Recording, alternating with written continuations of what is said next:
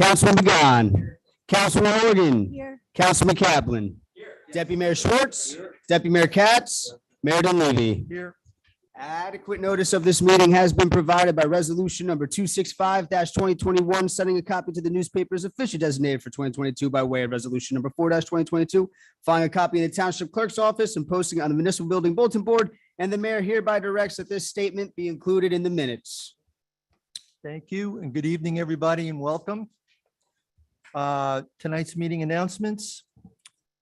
We have here from Township Administration, Dean Kaczynski, our Township Manager, Doug Roussillon, our Township Clerk, Kristen DeNorcia, our Deputy Township Clerk, Tom Rowe, Deputy Township Manager, Luis DePass, our Manager's Assistant, Ron Goodman, our Volunteer Cablecaster, and Clarence Barnes, our Building Maintenance Person, who unfortunately had a medical event the last few days.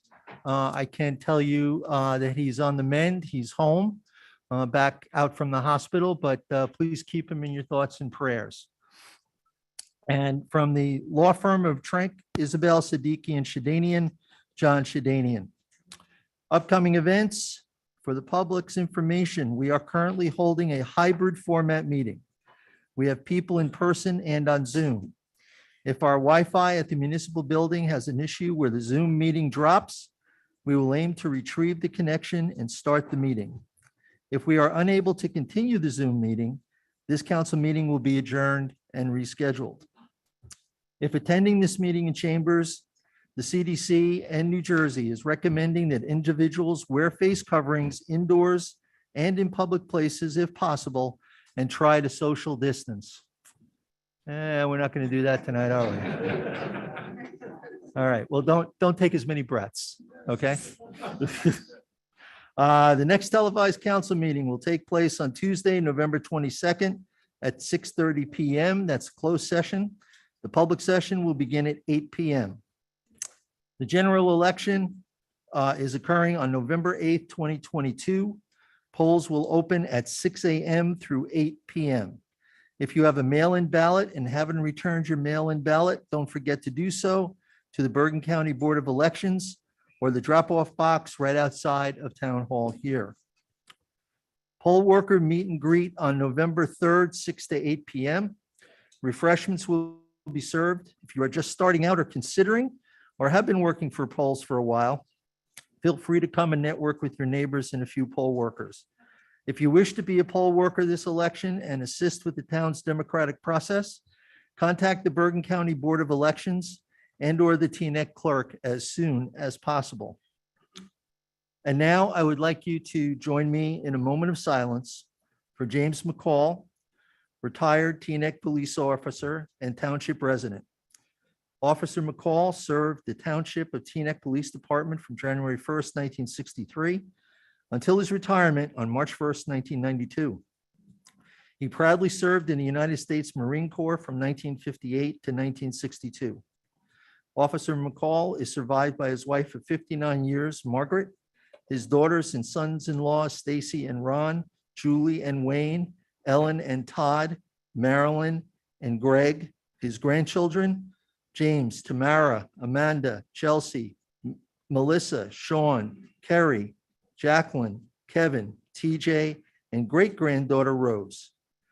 Please keep Jim and the entire McCall family in your thoughts and prayers during this difficult time. If you would, just join me in bowing your heads in a moment of silence for Jim McCall.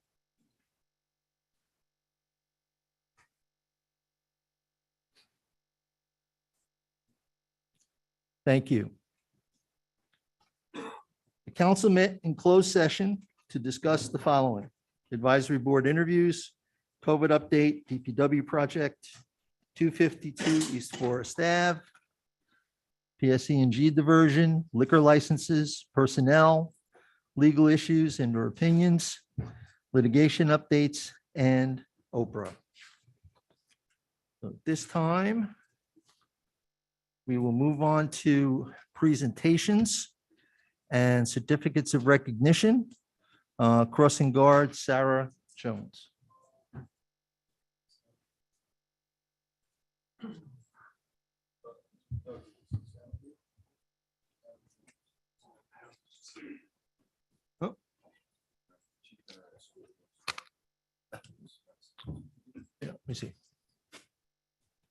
Unfortunately, Sarah is not here this evening, but she has been a school guard here in town for many, many, many years. This is to recognize those many years of service to our children to keep them safe.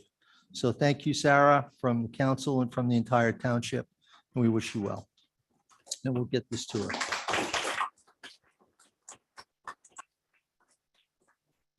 Next, certificates of recognition, crossing, here we go. Certificates and recognition, police and fire chaplain.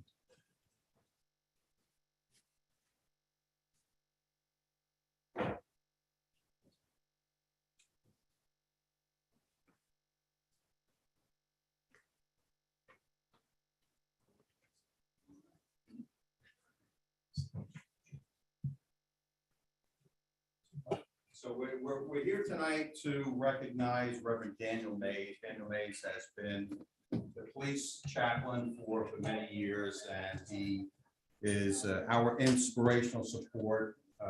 He has been there for the police officers. He's been there for me. And this is just an opportunity for me to recognize his great service to the town. We had many things planned with Reverend Mays. We're discussing new policy.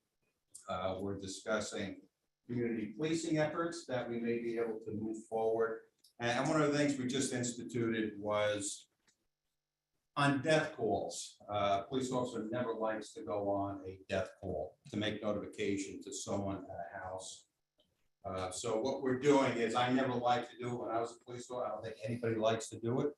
We're very uncomfortable doing it. So what we did is Reverend Mays, myself, Deputy Chief McGurr got together, and we said, you know, that the police officers can certainly use some support when they're making these death notifications. So whenever that unfortunate event happens, what we're doing is we're reaching out to Reverend Mays.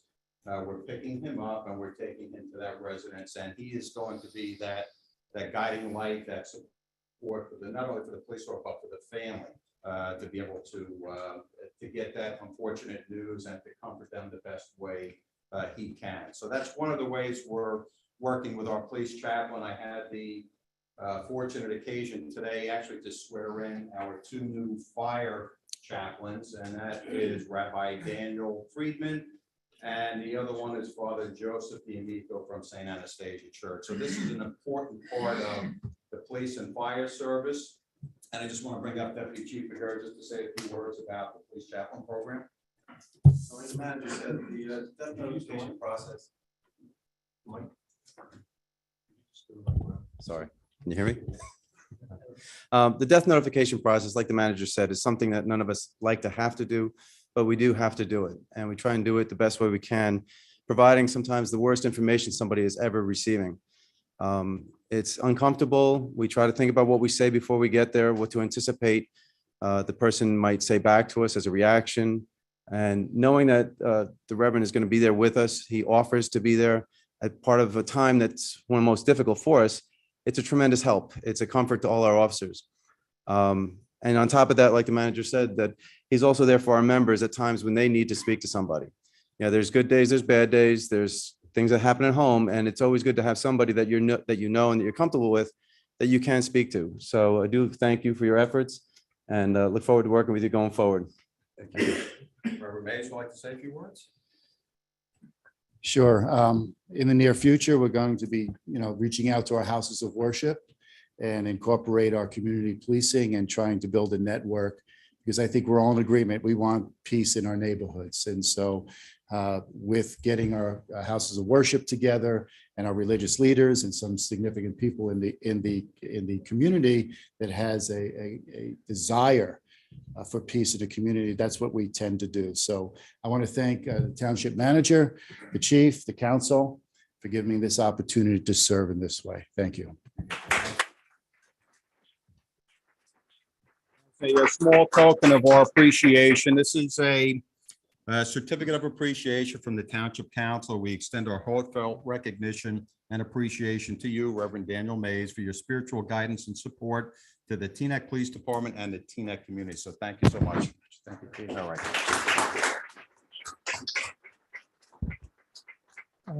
Dean, Mr. Mayor, go ahead. First of all, I want to say, that's the worst promotion I've ever seen. It's like you couldn't even say, like, we don't want to do these death calls, so we got Reverend Mays to do it. Congratulations. Listen, I know Reverend Mays very well. He started the food pantry with me here in Teaneck. He's my neighbor on West Englewood Avenue, and it's not a surprise that he would step up for something so difficult and challenging like this. The police department, the township of Teaneck, and his church is very fortunate to have such a great leader. He's kind, he's genuine, and he's a real giving human being. So congratulations. And I mean, I think congratulations, but really, honestly and sincerely, thank you so much for everything you do. We really appreciate it. Anyone else? I would like to echo those words. It's so important to have people there to comfort and to help in such a terrible moment. And we are so lucky to have these two fine people to be here in Teaneck to do that. So I thank you very much. You look great in the uniform. Okay. And best of luck to you. And I hope you're not called too often. Thank you. Thank you very much.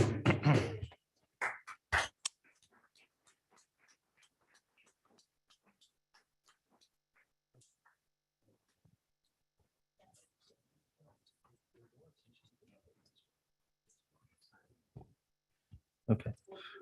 Next, we have TVAC presentations.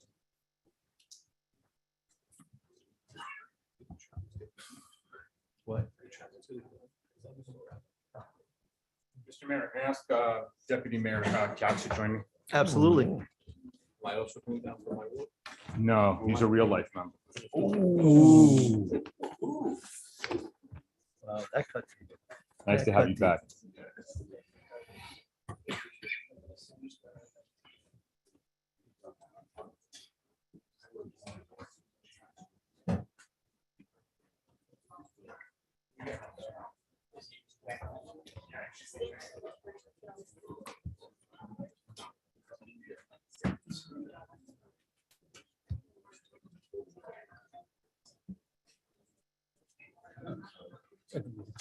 Yeah, yeah, yeah.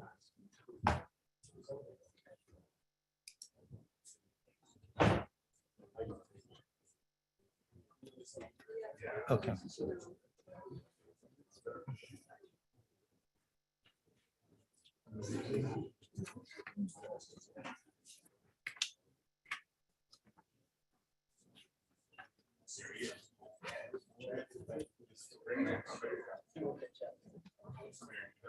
Yeah, go ahead. Go. Awesome. Good evening. I just want to thank the manager and the council for this opportunity for us to make this presentation. A TVAC member is awarded life membership in the organization when they have attained 10 consistent years of service to the township. That equates to a 4-hour shift every week for 520 weeks. And that does not include the amount of time they spend getting certified, trained, and all of the other things that they need to go through in order to be able to ride on the ambulance. Life membership is a prestigious designation, one that all TVAC members strive to attain.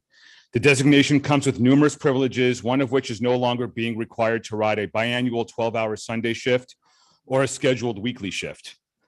TVAC member Baruch Bizi Silberstein has reached a significant milestone, and tonight we are all gathered here to recognize this significant achievement. Bizi joined TVAC as a probationary member in March of 2011 at the age of 16 when he was a high school student at Torah Academy of Bergen County. In his 10+ years of membership, he has served both the ambulance corps and the township with honor and distinction. Bizi became an EMT, completing his probationary period and becoming a regular member all within his first year of membership. Over time, he has served in multiple leadership capacities, including as a crew chief, lieutenant of personnel, chairperson of our recruiting committee, our probationary training committee, our soda and candy committee, whose funds go towards paying for TVAC's annual July 4th barbecue, and most recently as our treasurer for the last 1.5 years. Over his TVAC tenure, Bizi has responded to nearly 1,700 emergency calls, and through his service has made a positive impact on the lives of countless people. Unfortunately for the township and for TVAC, Beasy, his wife Maggie, and their puppies Daisy and Duke recently moved to Denver, Colorado for new work opportunities. While he may no longer be riding a shift or responding to calls, he is still working behind the scenes on a number of initiatives which help TVAC continue on our mission of saving lives and providing the best EMS service possible to the residents and visitors of Teaneck. So on behalf of the entire membership of the Teaneck Volunteer Ambulance Corps, it is my pleasure and honor to award Beasy Silberstein with this Gold Life membership badge, and we hope he will wear it with distinction.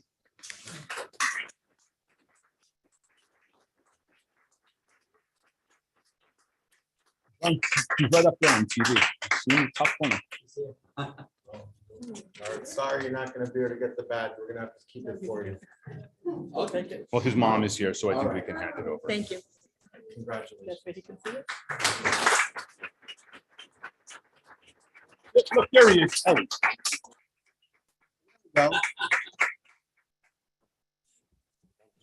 Say whatever you want to say. All right. I'm done. You're done.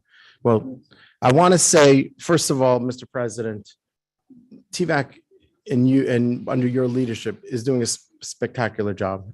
All right. I know that since I've been, and I'm a life member, and since I've gone riding, a lot has changed as far as the reorganization of the captain and the president. And I think there's also something in between. This chief. A chief, right?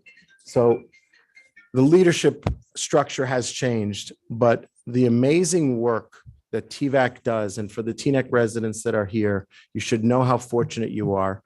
365 days a year, 24 hours a day, we have the best ambulance, the greatest volunteers that are in our building or on call for our residents that could respond literally within, I don't even want to say 2 minutes, because sometimes it's 2 seconds if they're driving by and they're in front of the address, and not one person gets paid.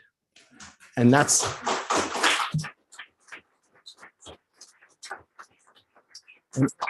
and several years ago, when I would say that, it would sound a little, okay, yeah, that, you know, but if you look at a lot of the neighboring towns and the volunteer ambulance corps, they had to take down the name volunteer or somehow make it into a hybrid, because we weren't able to get the dedicated BZs that we have today, or the President Organs and all the great men and women of the TVAC.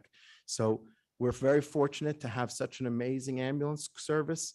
And I just wanted to personally thank you very much for pulling me here. You know, I still walk into the ambulance building every so often and I miss it. I miss it. I wish I could go on more calls. I wish that my time allowed for it. Maybe in January, I may have more time. So, all right. But with that said, thank you very much. Keep up the great work. And thank you to all the TVAC members. And thank you to the council for recognizing. Thank you, Beasy, for your And service. thank you, BZ. And thank you to BZ's mom, who sacrificed. How many meals has he missed because his Plectron went off? Exactly. Thank you, everyone. You owe her.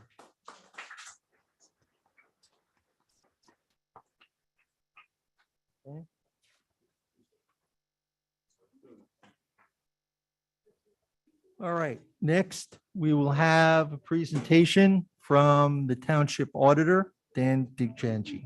Dan?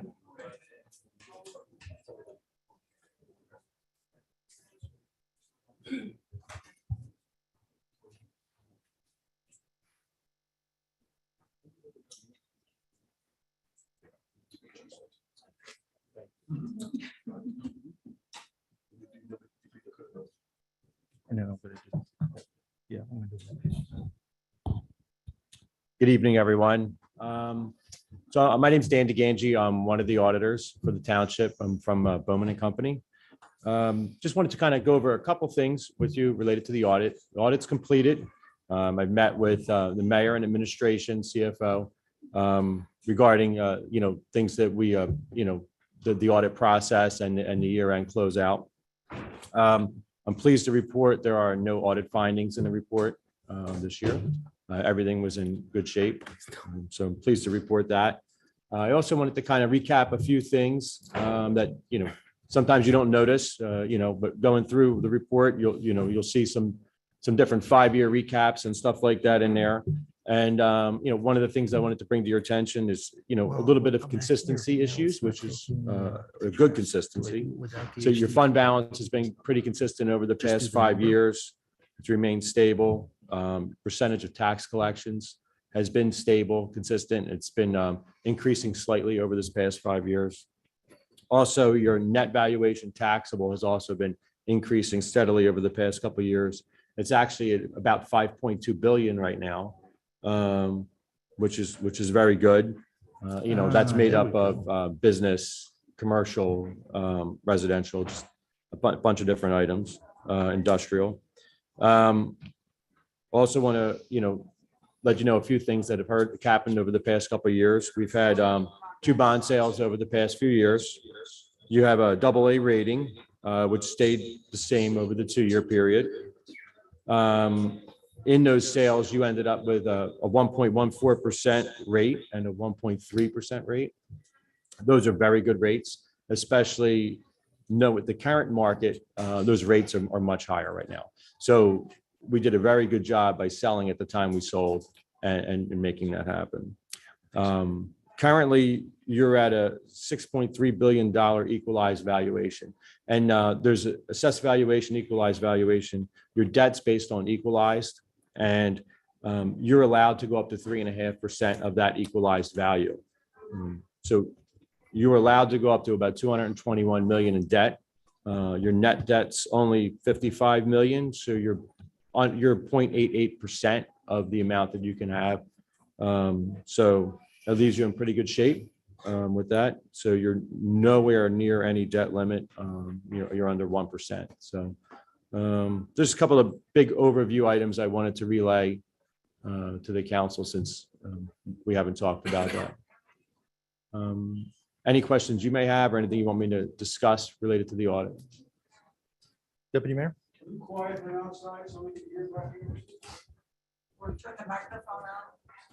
Oh, thank you, Mr. Mayor. And thank you very much for that preliminary report. We appreciate it. For those that did not hear, well, first of all, can you just tell us who you are again? What company? Not for me, but for everyone who might not have heard. Dan DeGangi from Bowman and Company. So you're the auditor for the township. Yes, we're the independent auditor for the township. And you've been doing this for how many years? Here, No, auditing, 25 years. 25 years. And you do other towns? Yes, I do 7 other towns. All right. So first, I just wanted to make sure that people understood you're not a township employee. You said you're an independent auditor. But the one thing that I think is said that it sounds pretty good. I've never seen A's because I didn't get A's. But it said that the township has a AA rating. Yes. Trust me, I definitely never seen in any schoolwork that I did. That's good? Yes, that's good. Okay. How's our budget? Your budget's good. We ended the year with, so I always think consistency is one of the most important things when it comes to budgeting and accounting, and having smooth, or actually in your case, no tax increases for many years or minor 8 years. ones. How many years? 0 tax increases for 8 years. 8 years. Yeah. But having that consistency and having funds left in the budget each year is kind of critical to maintaining a stable tax rate going forward. Oh, that's good. And one last question. I'm sorry. Go ahead. It is political season, so people say whatever they want to say. Where's the waste in the budget? You read it, right? You read the budget? Yeah, I've looked at the budget. Okay, so if we had to cut because there's waste, where would you suggest that waste is? That's very difficult to say. I wouldn't say there's ever any waste because whatever's not used goes back to tax relief in a future year. So to me, there's no waste. And I think the worst thing you could do in budgeting is budget to the exact dollar you need. You need to have, extra in So each there's line item. No waste. Because you you're do saying. not know what's going to happen. So there really can't be any waste Okay. in a budget. I appreciate it. I'll ask the other candidates to redo their literature. Thank you. Deputy Mayor? Yeah, one question. Thank you for coming out and for the audit report, which I know is due, so it's great. We talked about what our bond, what our debt is, and then we also have, and I apologize if I get the word, what is our authorized debt, what we've actually encumbered ourselves. Can you just speak about what is approved and what's actually booked as debt? Sure. So your total net debt is about 55 million, and 36 million of that is actually issued. Serial bonds, bond anticipation notes, 19 million of that is authorized, and we haven't issued that. We have the ability to, but have not done that. So our $36 million, we closed the doors today. We're shutting down TNEC. We have to pay back $36 million. Correct. $55 million is what we've approved for future projects, but the 19 million in the spread is not actually indebted at this time. Yeah, we don't have official notes, serial bonds, loans outstanding for that. Correct. 19, just for the 36. Correct. Excellent. Okay, thank you. And, I read through these and there's a section that typically lists any deficiencies, right? Yes. And last year, the page was blank. There were no deficiencies. Correct. And the year before that, it was blank and there were no deficiencies. Are you saying you didn't find any? No, there was nothing. So, when we do the audit, we use judgment throughout the audit. I mean, it's not like, if it's this, it's going in the report. If it's not, there's always minor things that are found during an audit process. There's nothing major that we found during the audit process. No major errors major or errors. omissions. And- Correct. Yeah. And that's standard. That's But a like the deputy universal mayor said, approach. there's a lot of, saying that there's stuff going on. I just want to make sure you take a look at these things. You have set criteria that are made Right. when you go through these. It's the Yeah. same criteria that all auditors use, and you didn't find any major deficiencies. in Correct. the It's a Process. set of standards that are applied universally. Fascinating. I think it's a testament to the work that the manager and the clerk have done throughout the year, and the CFO and all the staff. Anyone else have any comments or questions they want? Okay, well, I've been lucky enough to serve on this council and then serve the last 2+ years as mayor. Having sat in these meetings and seeing just how good the management of the money is, and just how difficult the management of money is. And we yet again have another report that shows virtually no problems with the way we do our business. We're always looking to improve, and that's what we talked about today in our meeting, that there are certainly some things we can improve.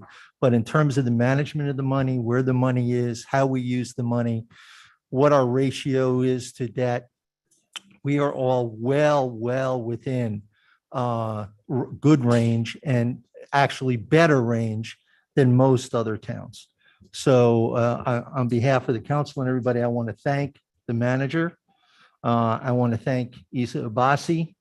I want to thank their staffs. I want to thank you, Dan, for, again, putting us in such very good footing over very difficult times, getting us through COVID. So thank you very much. I appreciate it. Thank you. Thank you all. Thank you. Okay.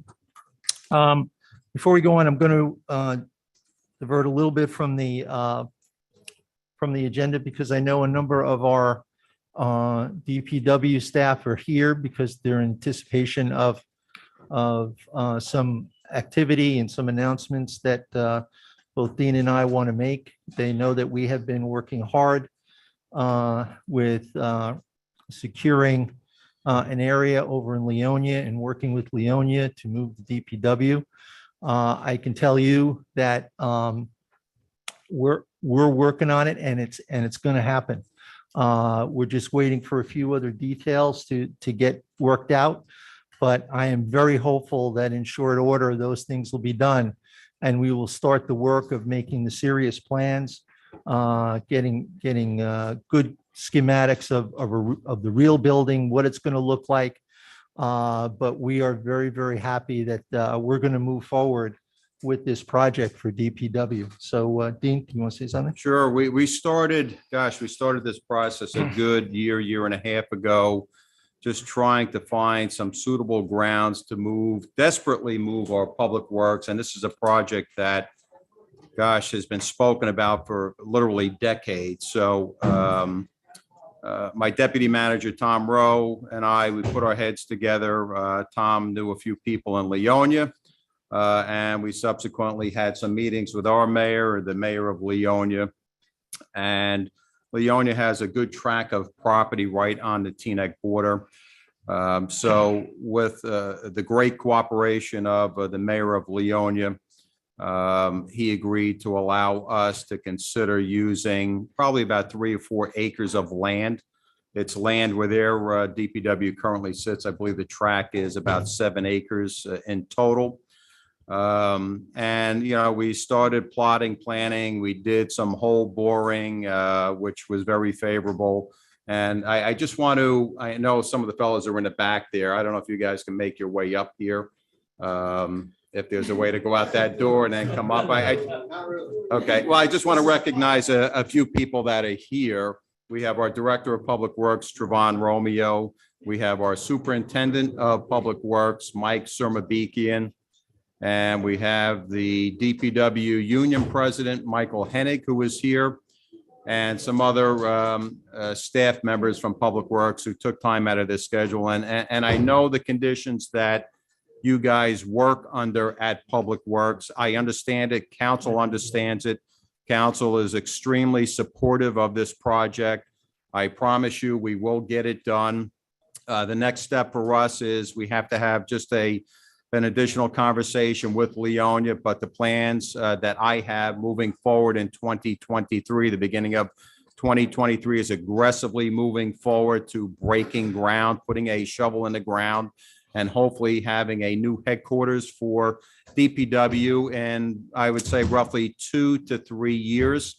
This is going to include bays, new bays, drive-through bays. This is going to include an employee lounge, locker room space, clean shower facilities, clean bathrooms, areas for the workers to actually sleep in that have to stay overnight for various reasons, for plowing, so they don't have to make the long tedious trip home. There's going to be nice office area for the superintendent, for the director, for the supervisors. So this is really, I don't want to say a home run. It's a grand slam. It's going to get done. You guys deserve it. You work very hard for the town, for the people of the town, for me, for the council. We're very appreciative, and I promise you, we will get it done. I know this has been said many of times over many decades, but we are at a point now that I can honestly say we're going to move forward with this. We'll get a shovel in the ground sometime in 2023, and probably will take 2 to 3 years. We're looking at prefab structures as well, a large salt dome. We'll probably do some shared services with Leonia as well. But Teaneck will be its own DPW. Leonia will be their own DPW, but there will be some engaged shared services with Leonia. We have a great working relationship with them. We have a shared service right now for court. Leonia uses our court system. That's the way it should be. I think both municipalities can save money. They already have a gas boy system there. So there's a lot in place that we do not have to do and change, which is great. But rest assured, with the support of this council, we will get it done for you. And I appreciate taking the time tonight. I can't give you any compensatory time for coming out tonight, but know that you're going to get a new building, and we're about 2 to 3 years away. So I appreciate your time, your patience. You guys do great work. We're very appreciative, and keep up the great work.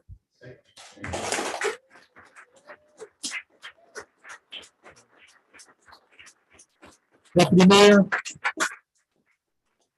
Yeah, I'd like to echo that and really take this opportunity while we have the DPW members here to say thank you on behalf of all the Teaneck residents. Listen, you're about to go into the hopefully no snow winter season. And that is when people, especially neighboring towns, are so jealous of our DPW. But we know how hard you work. And I get the phone calls from our neighboring towns saying, first of all, how do we do it? How do we keep our streets plowed so quickly, so nicely, so well? And can you come over into our town and help us out also? But this building is long overdue, and it's a project that certainly should be done, and I'm very hopeful that it will be done. And I'm proud to be part of this, and proud that our council and our manager really have been driving this really, really hard to make sure that you get this new structure for many, many, many years. So thank you very much for all your service. Thank you.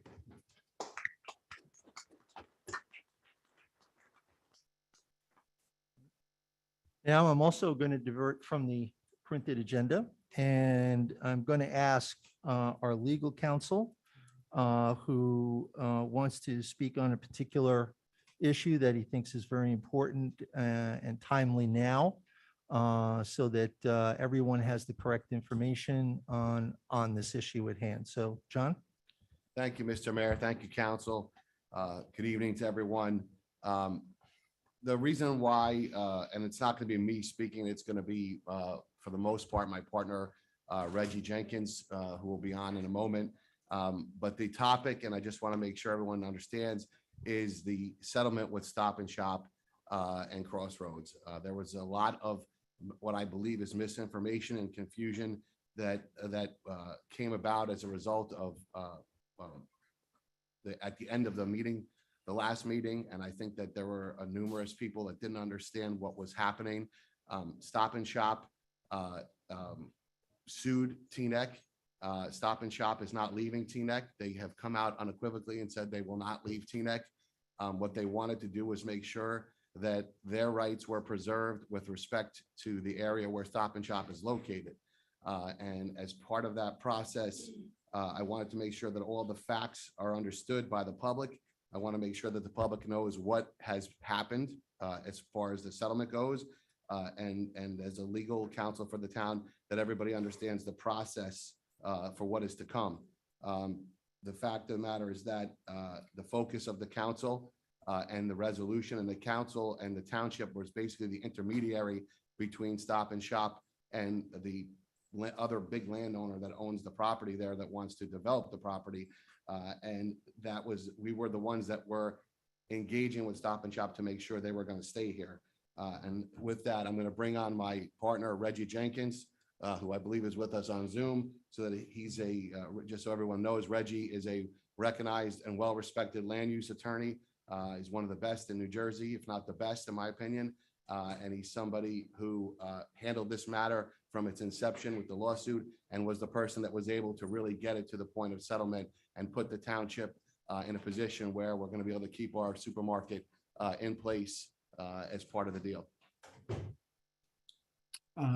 Thank you very much, John. And, I will focus particularly with regard to the settlement aspect of this. But first, I wanted to echo exactly what you said, is that, contrary to the belief, and I think some opinions that have been expressed, there's never been, and I believe I can say this categorically, there has not been a push. Can we try to get him up? Hello? Hang on 1 second, Reggie. Give me a check 1, 2, Reggie. Can you hear me? Speak again, Reg. Hello, can you hear me? That's better. All right. Let me just... That's good. We'll stop you if we have an issue. All right, thank you.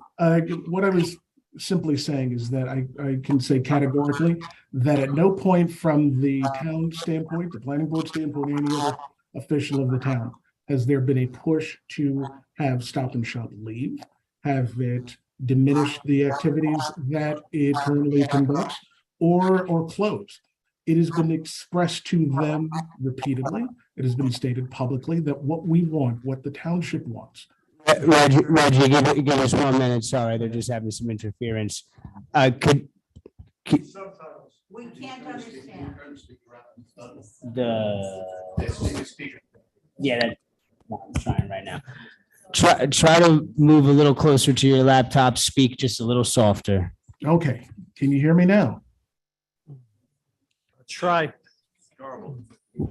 We'll try, Reggie. We'll stop you if there's an issue. Sorry, sir. All right. I mean, I have everything up on mine. So again, the point I keep making is that there's been no desire. There's been nothing stated to Stop and Shop ever that we wanted them to move or close or otherwise diminish what they were going, what they're currently doing right now. In fact, all we want them to do is expand and thrive and remain. And I will try to be brief, but I think some context is important here. If the council and the public will recall, at least as far back as 2020, the township made a decision that the American Legion Drive area in which Stop and Shop sits should be redeveloped in some way, shape, or form, that it was ripe for development. And towards that end, the township commenced the statutorily permitted path for doing so. And they commenced that by first authorizing the planning board to determine if the area met the criteria to be declared an area in need of redevelopment. By doing that, that allows the township ultimately to focus on this particular area, to impose a specific development and zoning criteria to allow and put in a strategy to allow for specific improvements to occur. So the first step in that process is for the planning board to review the area, to make a determination as to whether or not there is in fact a need and whether or not it meets the statutory criteria for redevelopment. And thereafter, the planning board issues a report of its findings to the council, which report the council can either accept or reject. In the present case, the planning board determined that the American Legion Drive area in particular was in need of rehabilitation, and therefore made that recommendation to the council, which the council then adopted. And they adopted that in April 13th of 2021. With the acceptance of that recommendation, I think it's important to know that what the town did not do was impose the powers of condemnation. That's significant because they said that while this is ripe for redevelopment, the entities in that area, specifically Stop and Shop, don't have to do anything.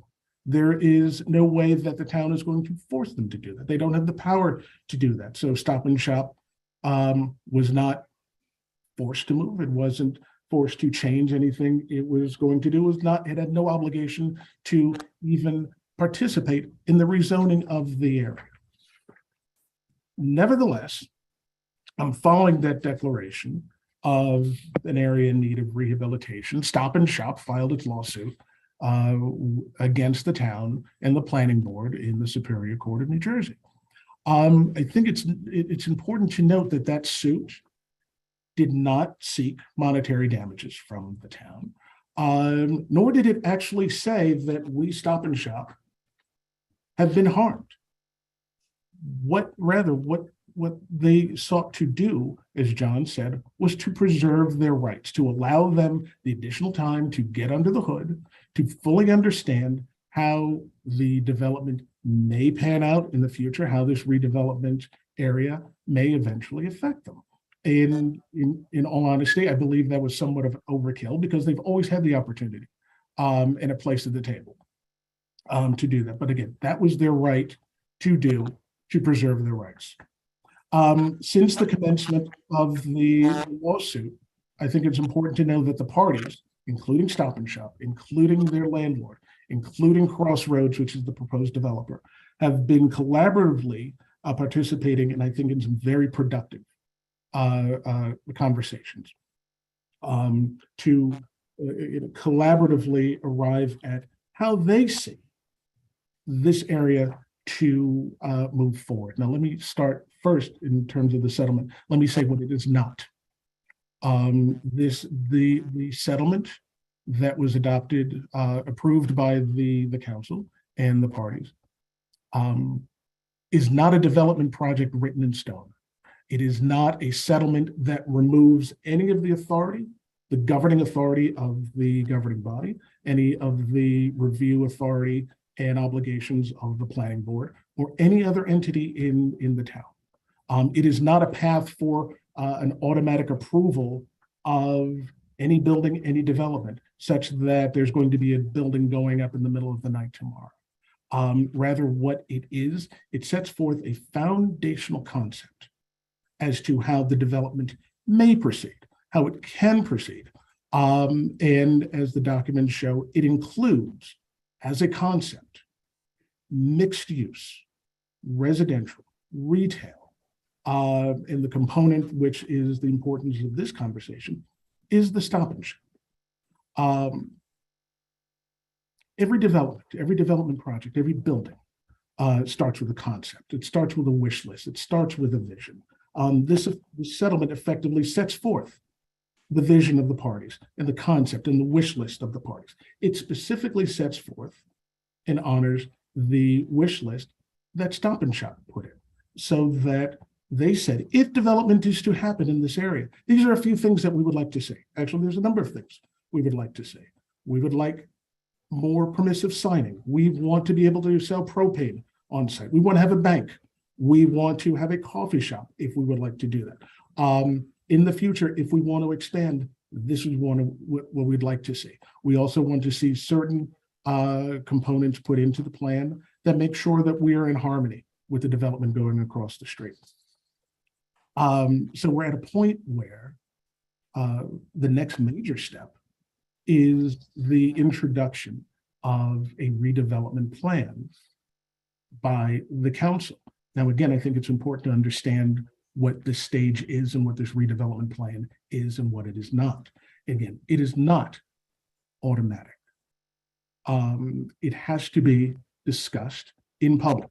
It has to be discussed on notice at public hearings with the full input of the public. Even after the adoption of a redevelopment plan, that's still not the end of the story. The applicant, whoever that is, the redeveloper, whoever that is, and whatever component of the redevelopment is going to be presented, still has to come before the planning board for approval and review. Again, on notice, again, with public input. Now, importantly, I think it's important to note that if this redevelopment plan is not adopted, the town is not seriously penalized. It is not on the hook for any funds. It is not on the hook to make any payment or restitution to Stop and Shop. Effectively, what happens is if we can't all agree at the end of the day, after public participation, after the entire statutory process, if it doesn't get agreed to, then we start at square one. We go back to square one and we start from scratch. And the development either happens or it doesn't happen. But in the end, what we have right now is, as I described before, a conceptual redevelopment plan, a path to potentially move this forward, and most particularly for what we've been talking about.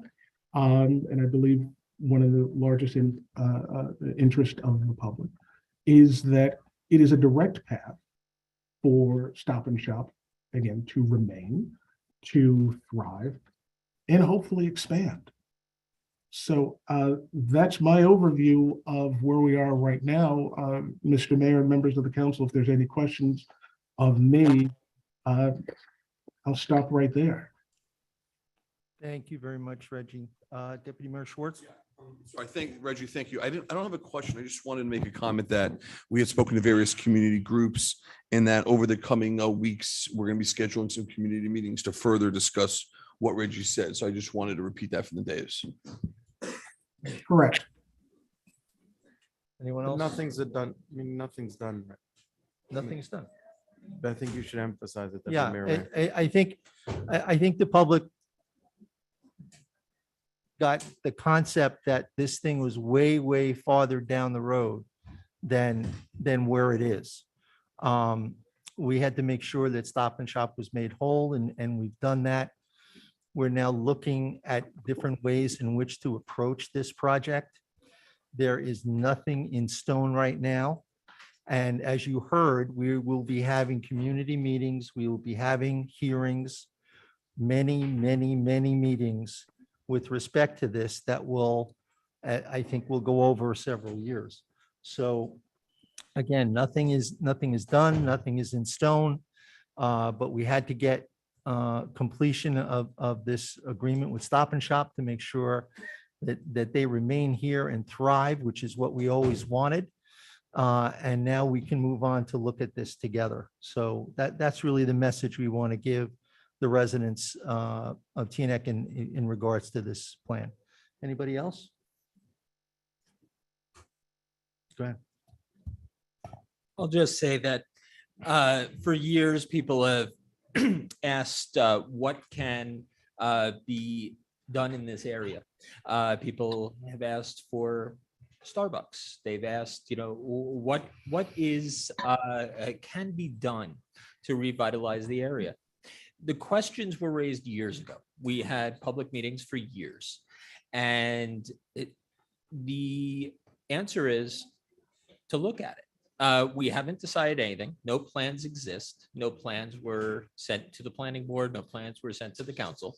So I know it's the season where people try to, rile people up and scare people about things. But there's a simple question to ask when someone tells you something that doesn't smell right. Show me the document, because in government, everything has a paper trail and there has to be a plan associated with it. So it doesn't exist. And that should hopefully be the end of it for an electorate that's fairly sophisticated like the one in Teaneck. And I want to thank Reggie and all the people that have come forward tonight. All right. Okay. Moving on. Work session items. You can have any discussion on any item during the good and welfare portion of the meeting. Miscellaneous. Old business. New business. Yes. Mr. Mayor, I'd like to nominate Echo Shoemaker Pruitt to the Social Services Advisory Board and Amani Godby to the Teaneck Municipal Alliance Against Substance Abuse. The nominations for those two individuals have been seconded, and so they will be brought forward at the November meeting for appointment. Thank you. Yes. Just something under old or new business. A while ago, it was brought to our attention about, we know about it, that, Teaneck is being made to be a cut through from Route 80 to Route 4 and Route 4 to Route 80. And that entire neighborhood is being infiltrated by people that are trying to make a cut rather than going up to Teaneck Road and DeGraw. I don't know how some of the other towns have done it, but is it possible maybe we could start with a letter to Waze and seeing if we can try to encourage them to reroute the traffic so that it's more on the main streets versus into the residential neighborhood? Deputy Mayor? Yeah, I think that's an excellent idea. The mayor of Leonia obviously is the one that got that done as it relates to Waze. So I know you have some relationships with him if to answer. I think that'd be perfect. Sure. Dean and I can bring that up in the meeting when we talk about the DPW. Okay. Thank you. All right. Communications. Yes, thank you very much. I just wanted to read a letter we got from the Lieutenant Governor. This council approved an area need a redevelopment for the West Englewood Avenue and Teaneck Road intersection on the west side and on the south side of the streets. Dear Mr. Dunleavy, I just wanted to read what she had indicated. The Department of Community Affairs received the above referenced resolution on September 12th. The determination area is situated where development and redevelopment are encouraged pursuant to state law regulations, which it goes on to list.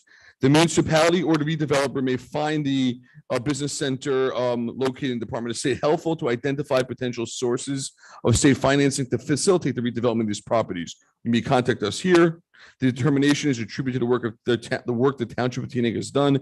Please don't hesitate to contact us, Lieutenant Governor Sheila Oliver. So I just wanted to thank the council for passing the area need redevelopment. Thank the planning board for passing the area need redevelopment. I'm in touch with the neighbors there as well. And over the next few years, we'll see what type of redevelopment will take place in the Teaneck Road West Englewood intersection, which, as we saw, the Lieutenant Governor is excited about as well. Thank you. Yes, and I think the letter also reflects the fact that the state has resources of funding if we do need to do that to help facilitate the project. So, and they are happy to work with us to try and get that done.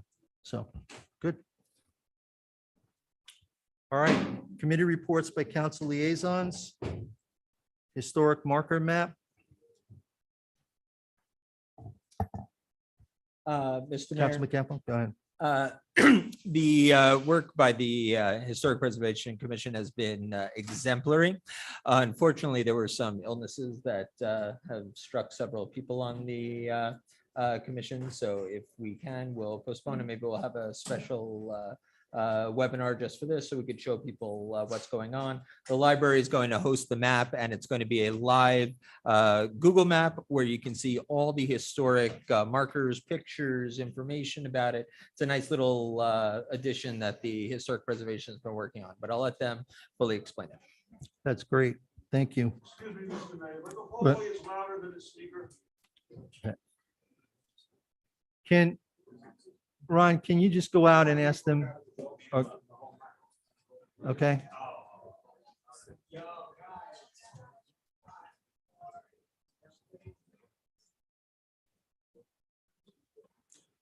All right, moving on, we have the Senior Citizens Advisory Board report. Any comments? Just that they have been through a lot this year. They got a lot accomplished, and I hadn't seen the report until it appeared in our packet, but I look forward to the new projects and goals for 2023. Some of them are very creative. Senior picnics, Olympics, digital workshops and troubleshooting. They really, it looks like they've taken on a lot, and I hope they get to accomplish what they're writing down. Okay, great, thank you.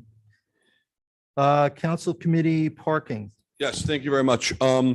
On September 20th, based on some requests from residents, I asked the police department through the manager to review two proposed changes. One, eliminating the 2 a.m. to 7 a.m. alternate side parking on Teaneck Road because we no longer street sweep overnight. And this is specifically by Benell and Teaneck Road, as well as adjusting the no parking signs on Benell to be except in snow emergencies. This was sent to the police chief. The police chief had the traffic bureau review it. The traffic bureau has approved it. And now I'm looking for nodding heads to then send this over to our attorney to write the ordinances. Thank you very much. I'll forward that now. Without objection. Thank you. Council listed items, jaywalking, pedestrian safety, ticketing. Yes, over the last few months now, especially as it's getting darker earlier and getting wet, I've heard two different complaints a lot from residents. One, of course, is from the drivers are saying people are jaywalking, and then from the pedestrians saying the drivers are double parking and not parking in crosswalks. Or excuse me, what we're looking to do is two separate crackdowns on each if we're looking to do some enforcement.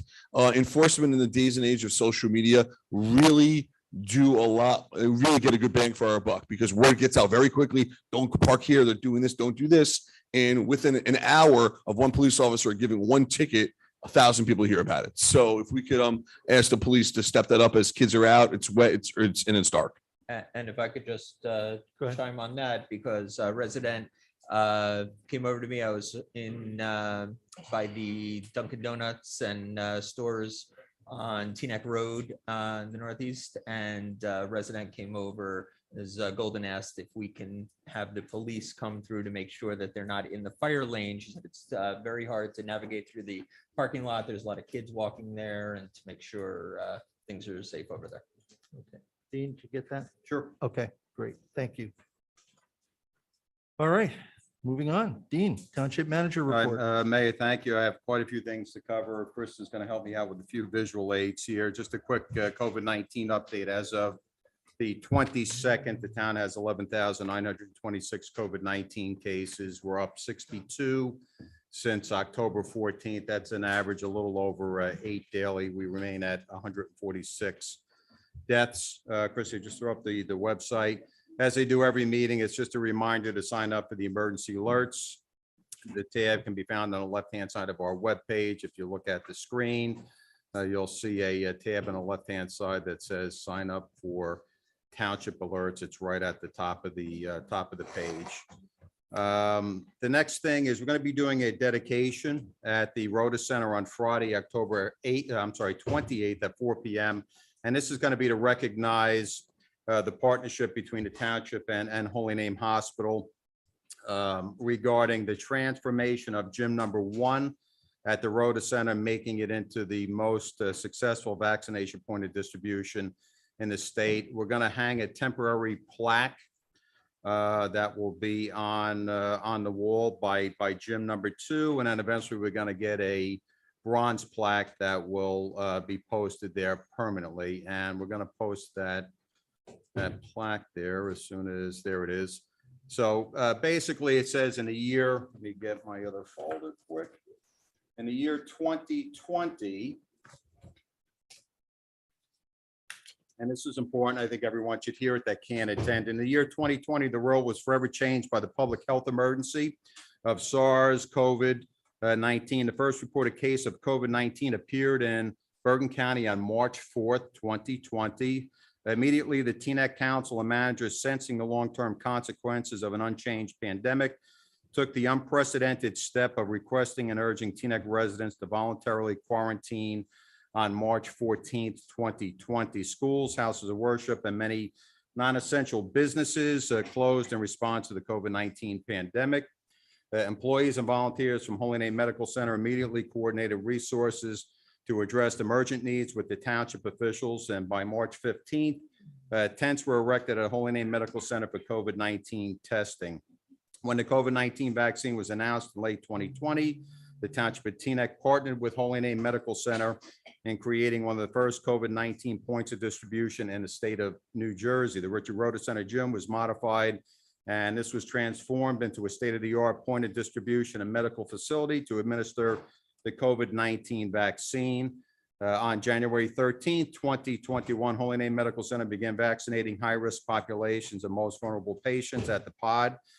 Through the incredible partnership between the Township of Teaneck and Michael Marin, President and CEO of Holy Name Medical Center, 50,000 doses of the vaccine were administered by March 9th, 2021. And the pod was capable of administering 3,000 to 4,000 doses daily. The last vaccine shot was administered on June 27, 2021, and over a 4-month period of time, a total of 157,000 COVID-19 shots were administered, the most in the state of New Jersey. The Teaneck pod was labeled as the most effective, efficient, and organized vaccination site in the state. The life-saving work was a true testament to the partnership between Holy Name Medical Center and the Township of Teaneck. Many lives were saved as a result of these efforts, and the Township of Teaneck will forever be grateful, of course, to our council administration, former Mayor Mohammed Hamiduddin, of course, Michael Marin, President CEO of Holy Name Hospital, Steve Mosser, the Executive Vice President, Nancy Palomera, and of course, we can't forget the countless doctors, nurses, and volunteers from Holy Name Medical Center, as well as staff from the Township of Teaneck, our police department, recreation staff, who tirelessly put in countless hours a day, day in and day out, to keep our communities safe during the pandemic. So this is a very important event for the town. And it's a small token of our appreciation to recognize everyone that contributed to the saving of lives in Teaneck, New Jersey during this pandemic. So that again is at Friday at the Rhoda Center at 4 p.m. Next is we have the townships being awarded the bronze status by Sustainable New Jersey. We're going to be accepting our award at the New Jersey League of Municipalities luncheon in November. Certification is good for 3 years. We have time to upgrade to silver status. Doug has been doing a great job working on this. There's an opportunity we may reach silver status. And really the goal for Sustainable New Jersey is for New Jersey towns to build a better world for future generations by supporting community efforts to reduce waste and cut greenhouse gas emissions and improve environmental equity. So Doug, thank you for your efforts with that. We had a congressional hearing. Everyone probably knows we had a congressional hearing here on October 3rd in the council chambers to discuss countering violent extremism and anti-Semitism in New Jersey. We had Congressman Gottheimer here, as well as Congressman Green from Texas, Malinowski from Jersey, Torres and others. We were very happy to host the event here in Teaneck. Another very important but our new 911 communications and public safety answering point went live on October 5th. As everyone knows, we transitioned from the county who was handling our 911. I've said all along, nobody knows the town better than our public safety telecommunicators. And what we did, we had a little ribbon cutting and dedication ceremony on October 1st.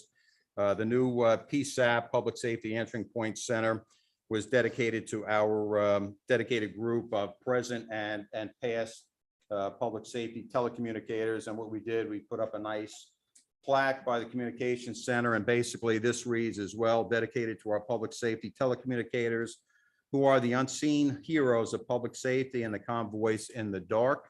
To the world, you may only be a voice, but to the caller, you are a hero. And this was dedicated by the Teaneck Township Council. So I thank them so much for their service, and the 911 center is working great.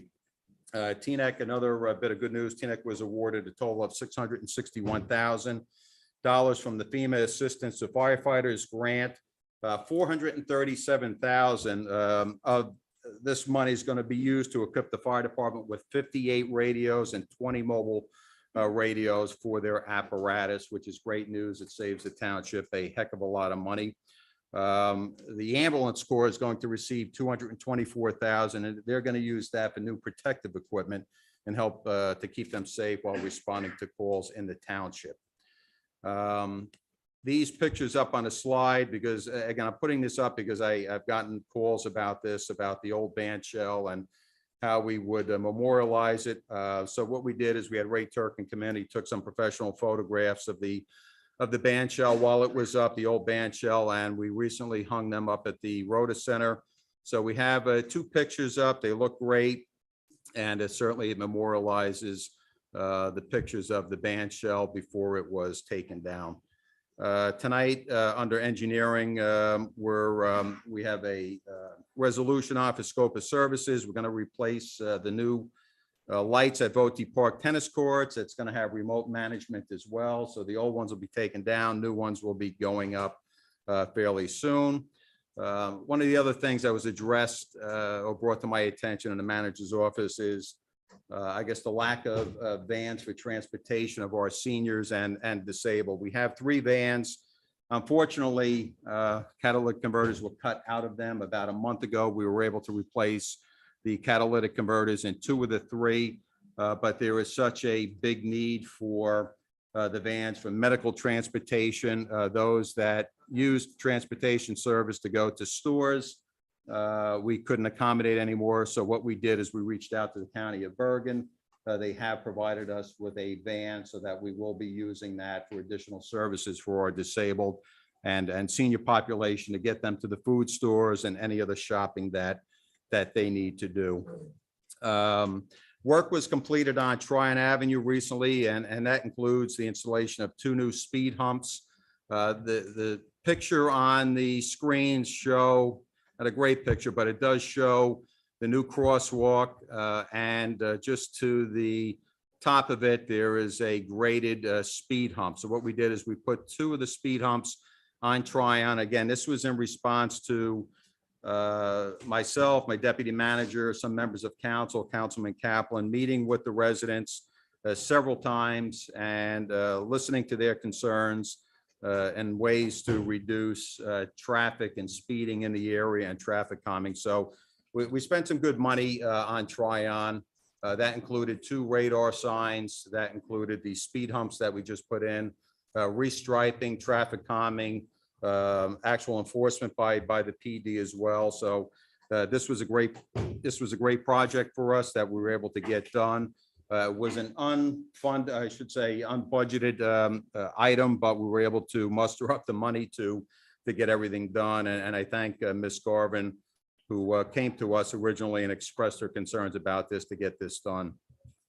Next, we have a flu clinic at the Rhoda Center, and that's coming up on October 6th. And October 26th and November 2nd from 10 a.m. to 1 p.m. This is being run by our health department. The information about the flu clinic can be found on our website. Road resurfacing update. We're down to 4 streets left. Weather permitting, all work should be done by week's end, which is great news. Suez, due to some of the work they've done in the past, recently resurfaced Merrison from Queen Anne to Palisade, Churchill Road from Windsor to Rugby, and Queen Anne Road and Colonial intersection due to previous construction works. They opened up the road and they finally came back to do curb to curb work. We will be posting the 2022 road resurfacing list tomorrow morning, but I think we do have that copy. It may be tough to see, but we have about 28 streets. We're always 1 year behind. So when I say 2022, those are the streets funded in capital for 2022 that we don't start until 2023. We have 28 streets in total. Again, this can be found under engineering project updates. And we're going to be resurfacing almost 21,000 linear feet. So we're moving forward. We'll move forward with that at the beginning of spring next year. We've done quite a few streets over the last several years. We added 2 new crosswalks on Queen Anne Road. One is at Herrick, the other is at Van Buren, and this was a request from residents that live in the area. They were having difficult times to cross. The ADA ramps are done. The striping will be done soon. The paving, Queen Anne Road and Route 4, this is another complaint we received about the condition underneath Route 4 on Queen Anne Road. It really is problematic for us, but the responsibility rests with the New Jersey DOT. They recently reached out to us and said they're going to be resurfacing this area very shortly. The Alfred Avenue project is underway. Concrete work started. This is a big project. No work, including milling and paving, should be done by the end of November. Again, that was a $750,000 grant the town received to do this work. The construction on Court Street parking lot is complete. I believe we may have a slide of that. Again, this is one-way travel going west from Queen Anne Road. This adds 18 new parking spaces. We installed conduit for an EV charging station. We're hoping to get that relatively soon. We will be changing Councilman Organ striping on one of those middle lanes. That's going to make it a little bit easier for people to park. So we'll get that done. But this was a nice project that we got done this year. The town also applied for an NJDOT local infrastructure grant, and that's going to cover all of Fike Lane improvements. We're moving forward with our NJDOT set-aside grant for Queen Anne Road streetscape project. The township is scheduled to receive over $134,000 from a CDBG grant. We're going to be resurfacing Prospect Terrace and Arlington Avenue in 2023. We're awaiting word on our NJDOT freight grant application. That's going to cover the entire length of Palisade Avenue between West Englewood and the dead end. Our new CDBG application, we're going to put in to resurface Genesee Avenue. And our municipal aid grant application is going to cover the resurfacing of East Cedar Lane. I'm pretty confident we're going to get that as well. The Bell Avenue culvert was ordered. The NJDEP Green Acres diversion application is in progress, and that's for the Sagamore Park. That's for the detention tank. So everything is moving along nicely with that project along Bell Avenue to help out parking and flooding in that area. Tiyun Park Playground update. Kristen, we have that? Most of the playground equipment was installed. We're waiting on the delivery of 3 bollards. That's going to be followed by the installation of a rubberized surface. So again, I'm hoping that project is done within the next 3 to 4 weeks, and everyone's been very patient, and I appreciate that. The new dugouts for the 3 Voti fields are complete. We're replacing some of the fencing by the dugout. Pictures kind of turned the wrong way, but the dugouts are done, new dugouts. The tarps were purchased for the fields, and that's going to be a big help in moving forward and keeping those playing fields dry in 2023. We have a resolution in place this evening that assigns an architect to the municipal building basement project. That's Anthony Iavino. The installation of new Voti Park band shell is underway. The foundation work has started. That's probably going to take a few months to get completely done. The new municipal building windows are going to be installed immediately following Thanksgiving, which is great news for us here. The new Voti Park basketball court project is going to go out to bid in early winter with project completion, and that's in late spring. So you're going to have a nice new basketball court at Voti Park. The new library cooling tower was recently installed. That's a big benefit to the ventilation of the employees at the library. The Chestnut Street water main project is done. I'm working with a state vendor now to install a digital signboard on a municipal green. I think we have some photos. Again, they're turned, but we're going to put something on a municipal green that looks something like this. We have a few options, but at some point over the next few months, we will get a digital signboard on the green. It's a long time coming. We may have a sponsor for it as well. The third township newsletter was issued on October 1st. The next edition's coming out on January 1st. I attended, as long as with some other council members, the Teaneck Creek Conservancy ribbon cutting project that the county did. It really came out beautiful. That's a 46-acre eco art park. Plenty of trails there. If you get the opportunity, you can go in off of Pike Lane or on Puffin Way. We're continuing to work on the Teaneck Times recycling calendar for 2023. We had the affordable housing seminar on September 22nd, about 100 participants. I thank Frank Piazza and Associates for helping us out with that.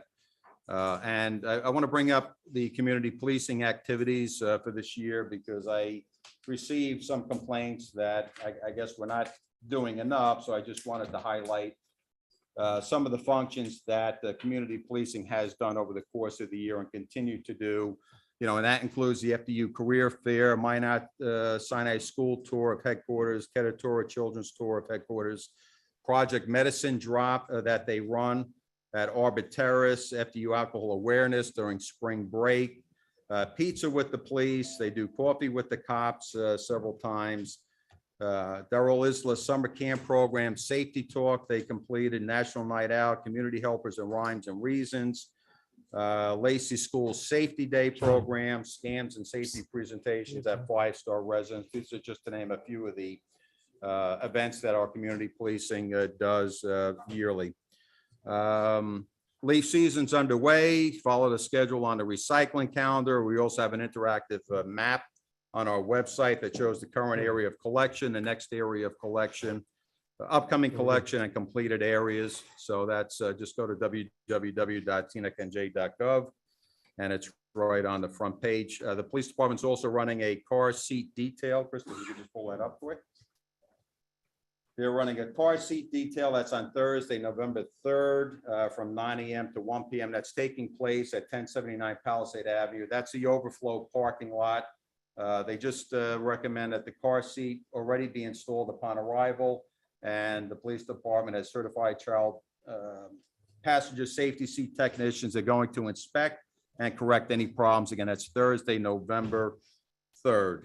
No appointment is necessary. And that's all I have, Mayor. Actually, hang on.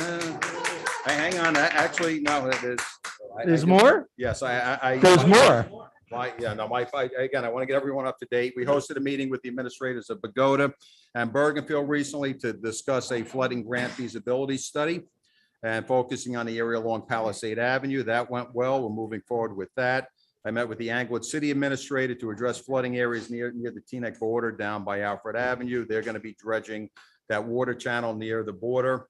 Over the next couple of months, we're going to be putting forward RFPs for various pieces of DPW equipment, including a new sewer truck, Bobcat, tree truck, small packet truck for the parks, and a mason dump, all capital items. DPW is going to start work on Bernard Brooks Tryon Park Trail that leads to Rensselaer Road. What they're going to do is put down a stronger sub base, and that should prevent the erosion of that trail.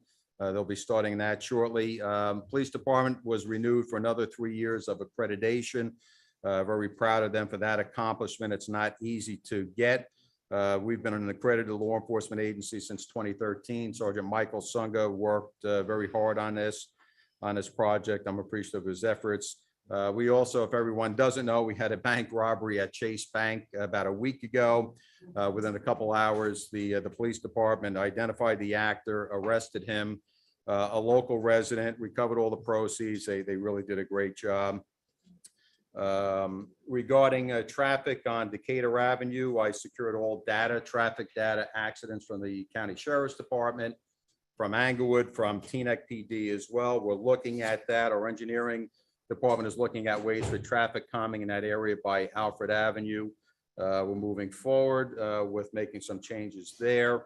I met with Scott Pleasance last Friday, and we're in the process of creating a memorial, and this is for the death of military people during peacetime activities. It looks like we're going to put that on the memorial green next to the Korean Memorial that's already there. Working with him on that project, we have it designed. I think that's something we're going to be able to do.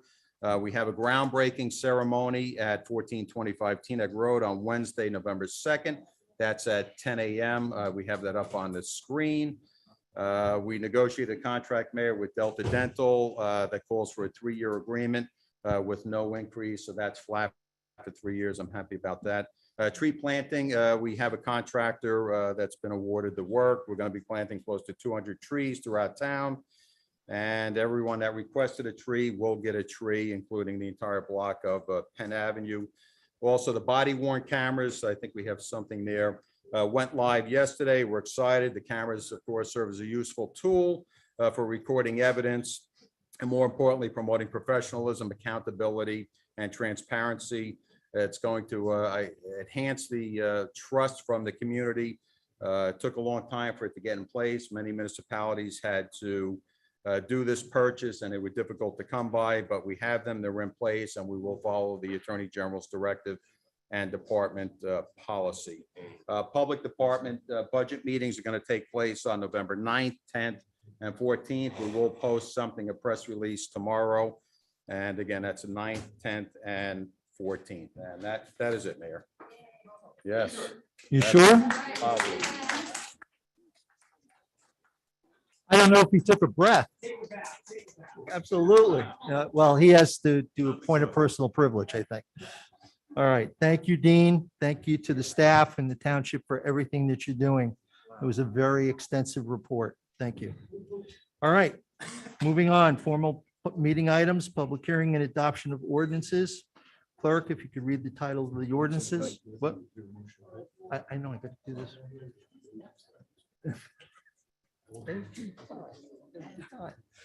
Read them in.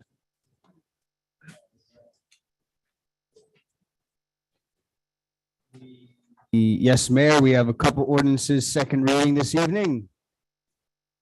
First up, we have ordinance number 42-2022, amending and supplementing sections 33-23 of Article 5 zoning of Chapter 33 Development Regulations of the Township Code respecting solar panel installations. We have ordinance number 46-2022, amending and updating Appendix 3 fees and charges for township services of Chapter 2 of the Township Code entitled Charter Administrative Code, as amended by ordinance 1-2018, respecting fees for parking decals. Last but not least, we have ordinance number 47-2022, approving a long-term tax exemption and authorizing execution of financial agreement between Township of Teaneck and Teaneck Urban Renewal Phase 2 LLC regarding the 359 Alfred Avenue, Block 6002, Lot 3, 6-story, 247-unit residential building redevelopment project. Those are the ordinances, Mayor, second reading. Thank you. Can I Mr. ask Mayor? counsel? Yes. I'd like to make two motions. The first on ordinance 42, not a substantive change, but if we could change the wording from borough to township, since we took all this time to fix our code, if it could be consistent. You want the other one now? or I'll no? ask. Yes, go ahead. And then we have been meeting with Ms. Baker and her sons and the Lawsons, and Dean just discussed in his report that we have been trying traffic calming measures. We've reached out to the state about the traffic there. And so until we get a resolution for that, I would like to table 47, 2022. Okay. Okay. So we have a motion here to table, which is second. It's not discussable. So clerk, please call the roll. Sorry. Motion to table 47, 2022. It's tabled to the next week. We're not, it's not a permit. Till the next meeting. Tabled until we say it's not. Okay. I'll amend the motion to table to the next meeting, and we can discuss. it then. Okay. And then, I'm sorry, and the solar, I have a quick comment on the solar. Hold on. Hold on. The motion to table, just, Mr. Mayor, if I can, the reason why it's important that we note that it's for the next meeting, so that the clerk makes sure that he has the correct advertisements out for the next meeting for the ordinance. That's fine. So we have a motion on the table now to table Ordinance 47, 2022. Call the roll, please, on the motion to table. The first was from Councilwoman Organ, seconded by Councilmember Gahn. Councilmember Gahn, Councilwoman Organ, Yes. Councilman Kaplan, Deputy Mayor Schwartz, Yes. Deputy Mayor Katz, Yes. Mayor Levy. Yes. So motion, ordinance 47, 2022 is tabled for this evening.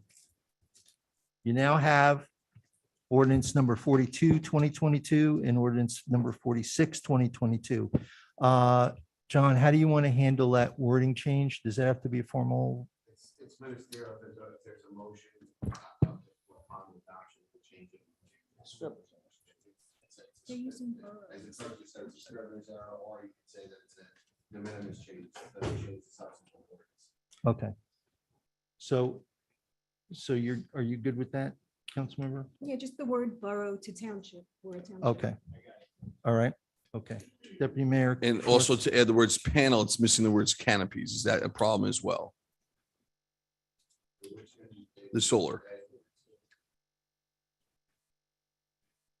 Because the solar panels sit on canopies. Are we gonna, is that gonna be?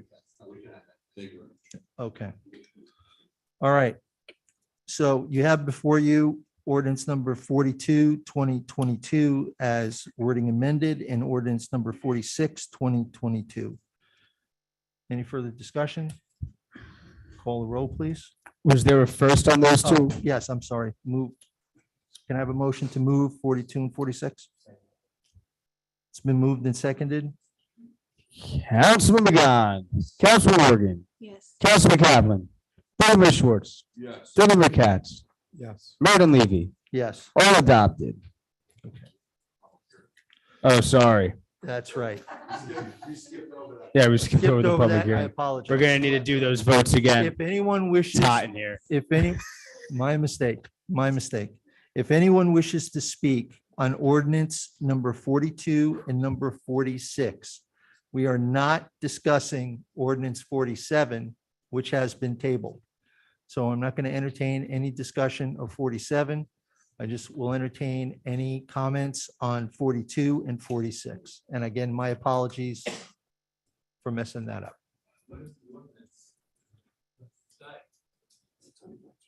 Well, I think that's in the paperwork in front of you.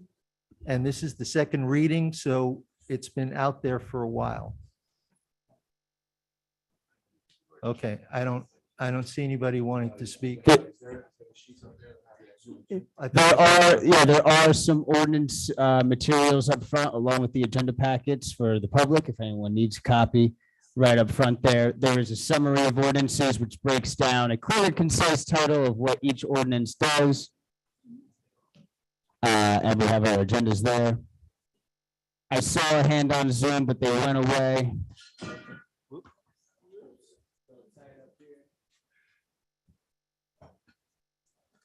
Okay. All right, I saw no one else wanting to say anything about those two ordinances, so we'll close the hearing. I'm sorry, no, there was no one on Zoom. So at this point, the meeting will be open to the public for good and welfare on any input on any matters.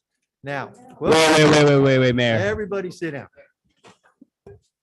We had the public hearing. We got to redo the We vote. got to redo the vote. Yeah, because we didn't do it right. Sorry, Mayor. Sorry, John. Sorry, everyone. That's the first time in Yeah. It's hot. It's okay. Okay, go ahead. So the first was from Councilman Organ. The second was from Councilman Began. This is for ordinance 42, 46. That's 2022. Councilman Began, Councilman Organ, Councilman Kaplan, Deputy Mayor Schwartz, Deputy Mayor Katz, Yes. Mayor Levy, Yes. all adopted. Can I go now? Okay. All right, so we're at the point of the meeting, which is open to the public for good and welfare on any input on any matters. I know there are a number, put your hands down. Let me explain the process here, okay? I will be switching back and forth between the chamber and the Zoom, okay? We will take as many as possible. I want to be fair to possibly both sides of issues that may come before us this evening. So I'll be looking and be sensitive to that. The chair here in Teaneck selects the person to come up. So when we come back to the chamber, you raise your hand, I will point to you, you come up, you will have 3 minutes at the mic. Okay, and then be seated, and then I'll move on to the next. Okay. I think there are a number of issues here that want to be discussed, so I want to try and give all those issues a fair amount of time, if at all possible, and make sure that people get home before daybreak. Okay? So with that vein, I also want to make clear that I think what many of you are here for this evening is not from this council. And it is not from this township. I want to make that clear. So with that, I will start it and we will move forward and we'll see how many we can get done. Okay? So I'll start over here, sir.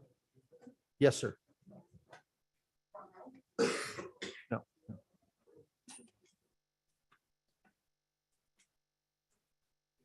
My name's Philip Yucht. I live on Bell Avenue, right off of Beverly Road.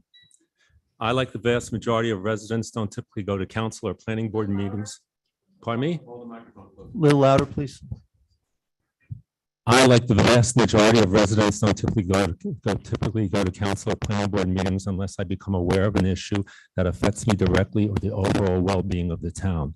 I don't look at the website for meeting minutes or resolutions. Most people don't. We depend on our representatives to be upfront and transparent with us. In the case of declaring the American Legion Drive and Beverly Road parking lots as areas in need of redevelopment, that simply was not the case. Even though you were not required to do so, the right thing to have done would have been to notify all residents that a major redevelopment plan was being considered, and you should have arranged for a public forum. Instead, you pretty much did it secretly. We get robocalls about a storm coming or a townwide event. Why not about a permanent change that will have a significant impact on the township and on our neighborhood? You didn't even notify the residents right next door. Shame on you. Teaneck is a charming, low-density suburban town, not a city with large old trees and lovely parks. We moved here 43 years ago for the very same reason so many residents have, for quiet enjoyment in a diverse and culturally rich town. People move here to be close to the city, but also for space and fresh air. Our neighborhood, like the town, has a certain character that one won't find in Fort Lee or Hackensack. We don't need to be a Fort Lee or Hackensack. Building more large multifamily units will increase traffic and parking and not increase our property values or improve our quality of life. Add another 550 cars or more to our neighborhood and Garrison Avenue will be backed up to Route 4. Where are all these cars going to go? Will they simply wait to reach Cedar Lane? No, they'll clog our side streets. Our once quiet and peaceful streets are already busier than ever. I demand that you obtain an independent traffic study, not one paid for by the developer who stands to profit from bringing the project to completion. People are upset.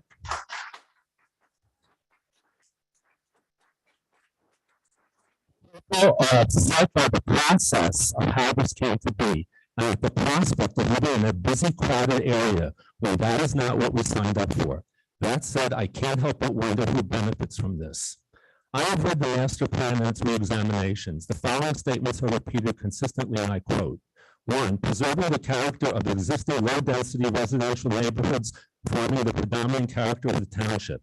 2, provide zoning protection for existing multifamily housing and encourage its expansion only in areas where it would not have detrimental effects on single-family residential neighborhoods. 3, protect neighborhood characteristics, including the enforcement of buffer areas between different residential types. 4, preserve and enhance the low-density residential character of established neighborhoods. 5, balance redevelopment initiatives, and I'm finishing my thought. Balance redevelopment initiatives in a manner that considers fiscal impact to the township. Thank you. While not adversely impacting traffic, circulation, safety and environment, quality of life issues, or the character of existing land uses. Show us how the current proposal meets the master plan.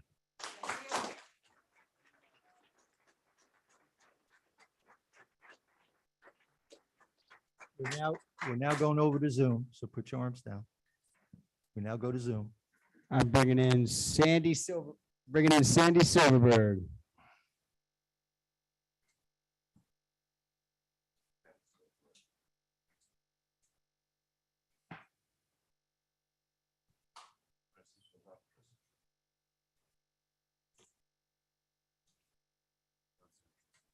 Trying to get there, Doug. We can hear you loud and clear, Sandy. Okay, thank you. Thank you very much. There's something wrong with the Zoom. So don't count that in my time. I just wanted to know what you do, Dean, in your spare time, because, you know, I can't believe it. A couple of things. First of all, I wanted to thank the township, the manager, the police, the fire, for all the help, the DPW, I don't want to forget, for all the help that you afforded us during the Friends of the Library book sale. You really saved the experience for everybody. And I want to thank all the candidates that showed up the other day for the forum. It was extremely enlightening, and I hope everybody will go out to vote. And I know that I'm not really happy with what's going to happen on Alfred Avenue, but there's something I asked for a long time ago and nobody's responded. I wonder if there's a way that somebody will go with me and take a look at Decatur and Alfred Avenue. We need a stop sign there now. It's only going to get worse. There's an unprotected left turn when you come off of Route 4 because of the oncoming traffic. If anybody on the council will come with me, I will show you exactly what I'm talking about. It's really dangerous. So I'll end with that plaque is a fabulous idea for the Rhoda Center to celebrate its vast success as a vaccine center. That's terrific. And I'll be there for the budget hearings. Thank you. Thank you, Sandy. All right. Go in. Cheryl?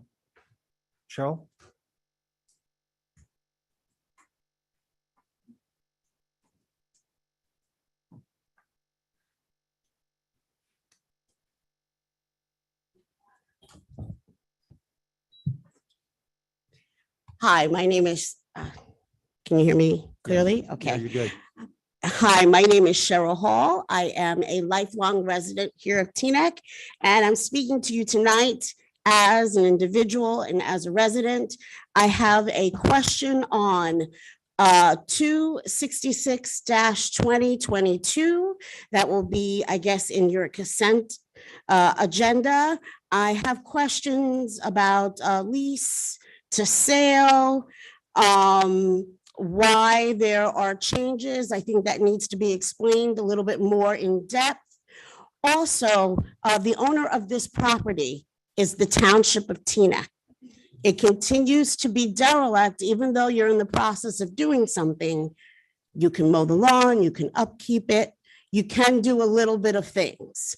So I do have some questions about what's going on there, and if you can explain that, I would greatly appreciate it. Also, I can't keep silent. Right here tonight, you have Teaneck residents, your constituents.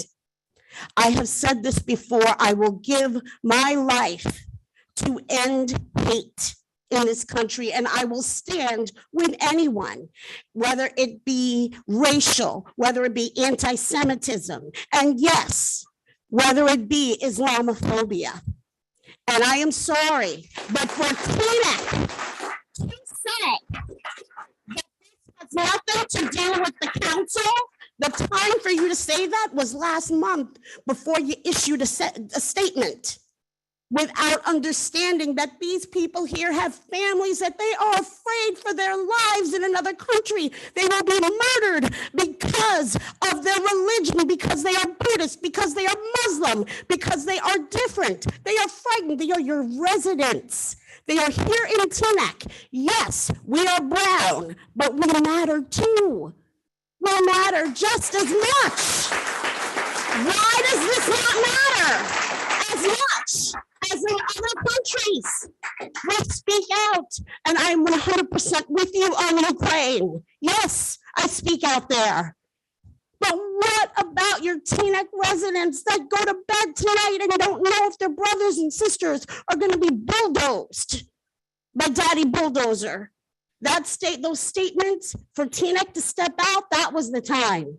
And I'm sorry, but someone stood here last month and blamed Muslims for 9/11 and was not called out on that. And it makes me sick.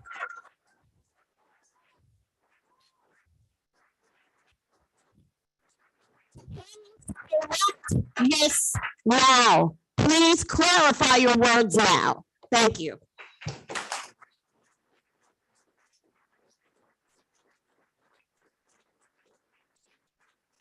Voted to Zoom. Bringing in Jose Zenon.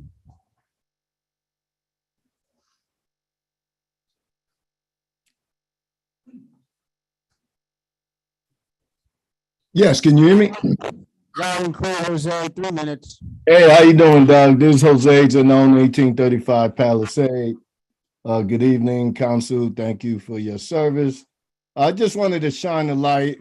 I know it's a lot going on, but this is an issue, not an issue, but an opportunity through the township manager. I know we spoke about this in the past few years, but as we're approaching the holiday season, I know the Christmas lights, they do a good job. Township does an excellent job of putting up the lights off of Teaneck, down Teaneck Road. One of the issues that I brought up for the past few years, but I think it got addressed last year, is the light stops at Tryon. I never knew that. I've been here for over 12 years, and I never knew why the Christmas lights stops at Tryon instead of going to maybe Ward Plaza or maybe Liberty. I brought up the issue for the past few years, but I finally got the ear of the township manager. He heard me, and I just wanted to bring and shine a light on that because he did say that it's going to be placed in the budget this year to make sure that we can extend those Christmas lights between Tryon and War Plaza or even Liberty, because we are part of Teaneck. So I just want to bring that up. And hopefully we can address it. My son brought it to my attention, believe it or not, when we was driving up and down Teaneck. He said, hey, why the light stops here? Are we part of Teaneck or not? So again, there's a lot of more issues that the township is really dealing with, but I just want to bring that up to make sure that the township manager keep his word, which I know he would, and he always listened to the residents. So hopefully we can do that this holiday. Thank you. Good. All right, sir in front.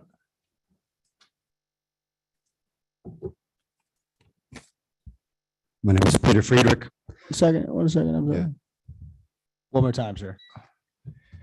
2 months ago, when the Indian Business Association included that now infamous bulldozer in their parade in Edison, they did a huge favor for the persecuted religious minorities of India by bringing that persecution to the attention of a mainstream American audience. Thanks to the IBA, all across New Jersey, from the town level all the way to the US Senate, elected officials now know that the current regime in India is viciously oppressing minorities, especially Muslims, with its brutal bulldozer politics. Thanks to the bulldozer in Edison, elected officials across this whole state now realize that the oppression of Indian minorities is an issue of concern, not just all the way over there in India, but right here in New Jersey. Here in New Jersey, some groups are actually celebrating the tactics of persecution being used over there in India. But wait, there's more. Here in America, some groups actually helped put that fascist regime in power back in India. Those groups were also present at the Edison parade, marching both ahead of and behind the bulldozer. Marching ahead was the LFBJP, a registered foreign agent in America, which mobilized thousands of volunteers to travel back to India to put the BJP in power. Marching behind was the HSS, the U.S. wing of India's fascist RSS paramilitary, the organization which created India's BJP. The HSS will come knocking on the doors of town councils like Teaneck, presenting itself as a benign religious organization and soliciting proclamations praising it. What I won't tell you when it does show up is that its leadership collaborated with the LFBJP to put a fascist regime into power back in India. What I won't tell you is that it is the U.S. wing of the RSS, a paramilitary which was created with inspiration from the fascist movements of Mussolini and Hitler, which has been banned in India 3 times, and which is implicated in assassinations, terrorist bombings, and massacres of Christians and Muslims. What the HSS will serve as an international support base and propaganda mouthpiece for the RSS BJP regime, which is currently transforming India from the world's largest democracy into the world's largest fascist state. But I will tell you that. I will tell you that so that if and when the HSS ever comes knocking at Teaneck Town Hall, you already know the truth about them. The truth which they don't want you to know. The truth that the HSS is the U.S. wing of the RSS, which is the world's oldest, largest, and fastest growing fascist movement. The truth which you yourselves can verify with a 5-second internet search. New Jersey turned its back on the bulldozer. Now it's time for New Jersey to turn its back on the HSS, which is registered right here in this state. Thank you.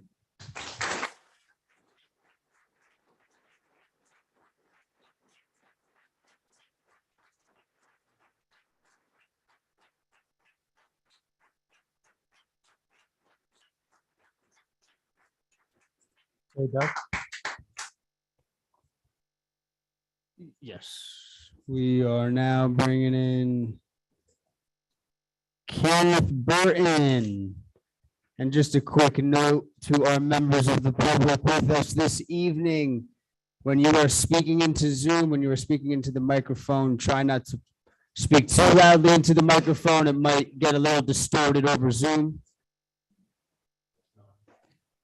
Kenneth Burton, can you hear me? Yes, I can. All right, you have 3 minutes, Ken. Okay, thank you. First, I'd like to thank the town for the installation of the speed humps on Tryon Avenue. However, we are concerned at the selection of having 2 speed humps so very close together.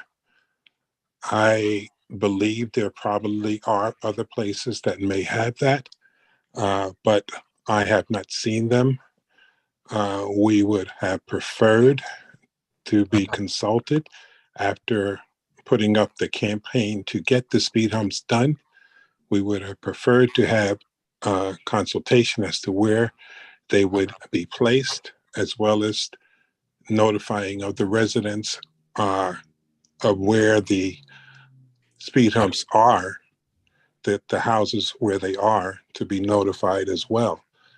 We would have preferred that the second speed hump be closer to Van Cortlandt, going towards Bryant School.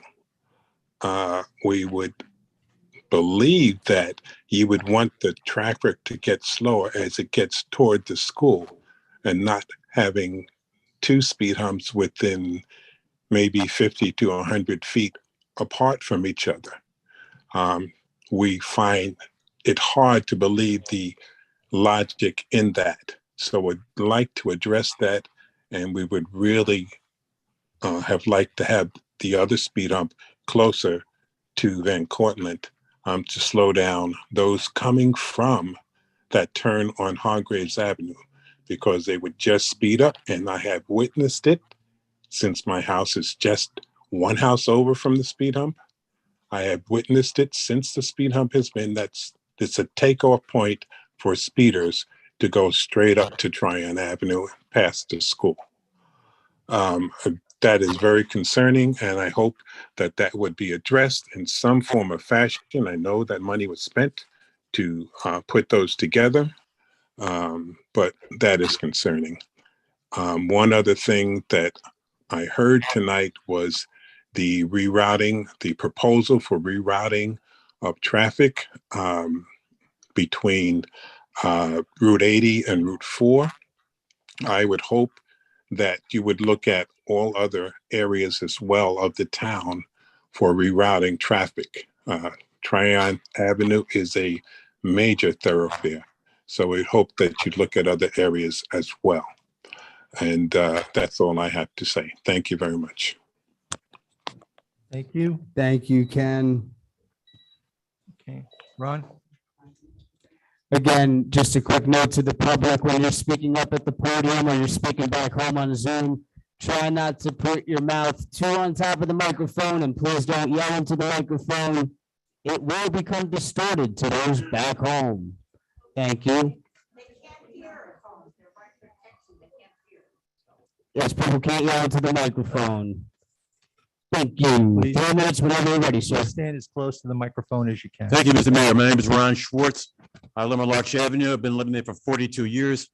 I'm a former chairman of the rent leveling board here in town. I was special counsel to this body, this council, to investigate illegal dumping in the 1990s, as well as criminal activity in the maintenance department, which resulted in indictment of 2 individuals here in Teaneck. In 42 years, I've been coming to council meetings. I never heard something that I heard tonight for the first time, and I'm shocked. I heard a council person on this council tonight lie to the public. Lie to the public, tell an false-faced lie to the public. Let me explain. Let me explain for the residents here. Someone on this council relating to the American Legion Drive redevelopment plan and the Garrison Avenue Beverly redevelopment plan said there was no plan. I have the plan here in my hand that was agreed to by this council on its September meeting in a resolution that had a stipulation of settlement attached to it that was agreed to by all the parties in the Stop and Shop case, including this council, and this council in September agreed to that stipulation of settlement. It's a 55, 60-page stipulation of settlement. The public did not see it at the time that you agreed to it in September. It was walked in with a resolution that was unnamed, unexplained to the public. What does this plan include that I have in my hands? It includes 364 apartment units in a 3-block area encompassing Cedar Lane, Garrison Avenue, American Legion Drive, and the Stop and Shop area.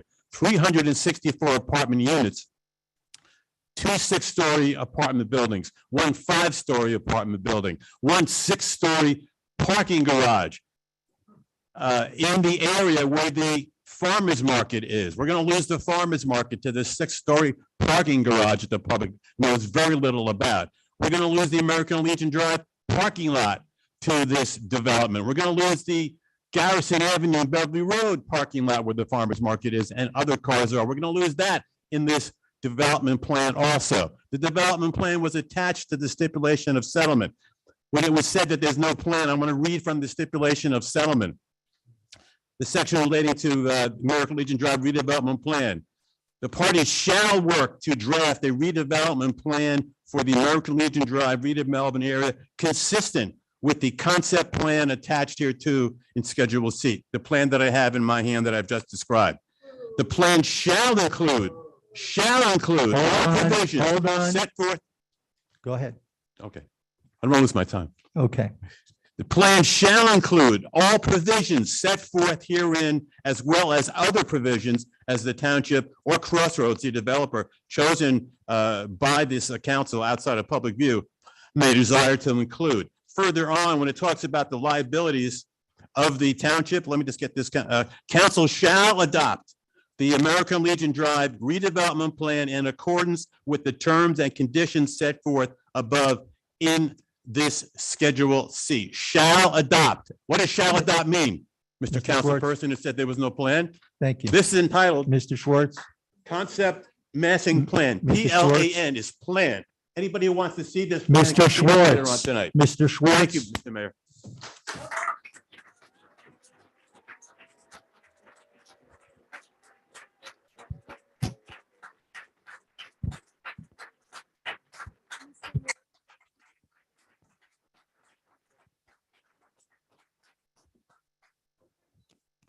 Mr. Mayor, Yes.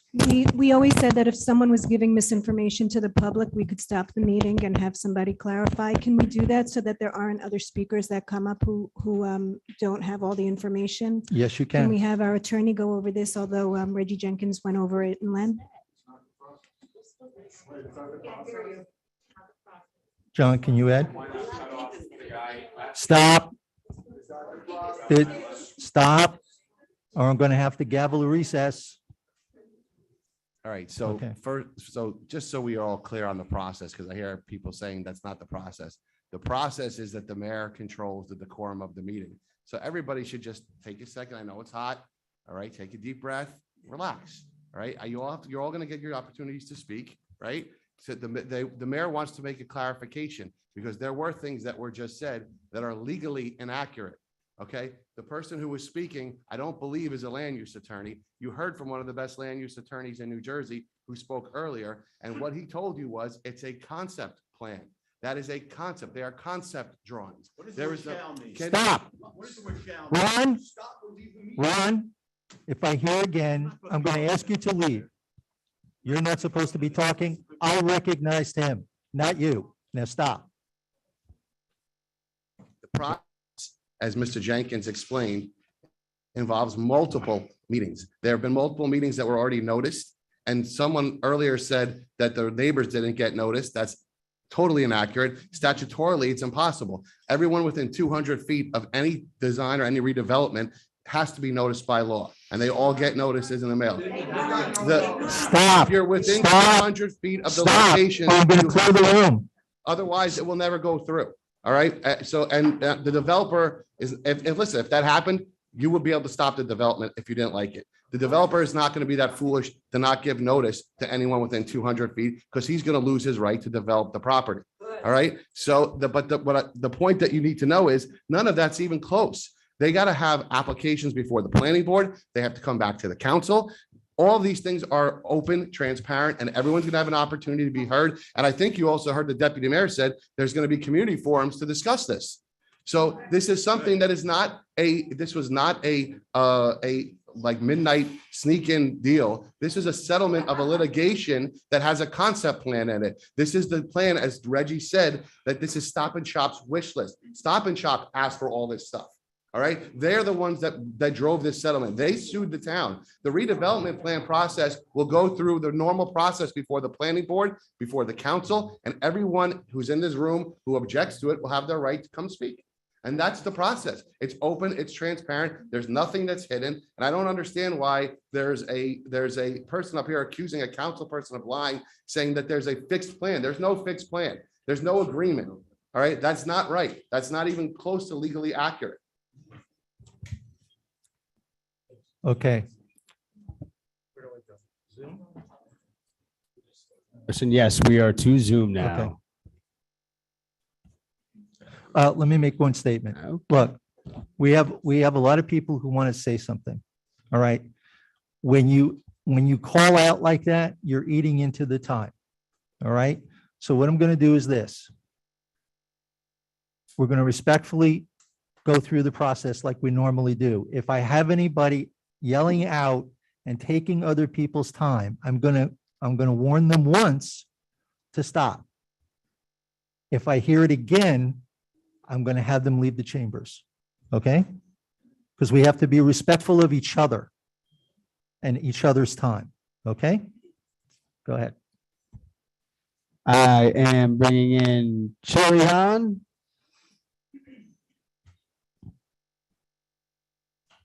I apologize if I mispronounced your name. You are free to correct me. Can you hear me? Yes, loud and clear. You have 3 minutes, my friend. Please state your name for the record. Very good. My name is Sherry Han Eid. I'm a lifelong resident of Teaneck, and I'm here tonight to give my support to the TDMC anti-hate resolution. I urge our council members to read the resolution before mischaracterizing its contents. It was very hurtful to read the statement by our council members. By now, everyone has heard and seen the signs that are in the chambers today that shine light on what's happening in India right now. And you may be thinking to yourselves, why should I care about this? In fact, we should all care because these are atrocities against humanity happening right now against the Indian minority groups, including Muslims and Christians. This is our chance now as a town and a community to speak up for our fellow humans. I will not go into the violence that has been happening because you'll hear about this more. Instead, I want to highlight the importance of leadership. 2 of our council members have decided to blindly denounce the TDMC and label them as a hate group or as an inciting of hate. And that is simply false. If they would just read the resolution, do a simple Google search into the Hindutva, rather than making informed decisions, our council members have chosen to go by what feels right or what sounds right.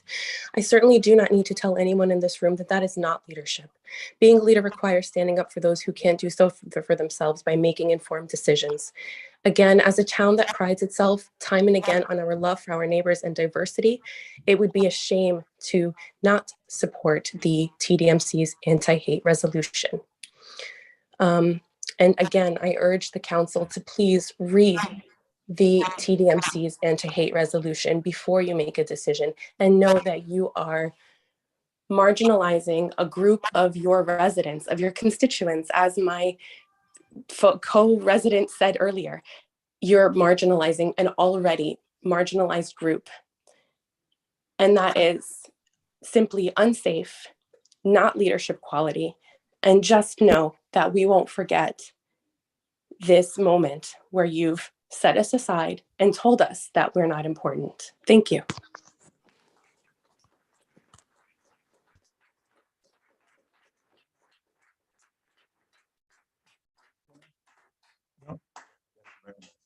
You're going to have to wait. On stakes, like less than a minute. You have to wait until I select you. Go ahead, sir. Yes.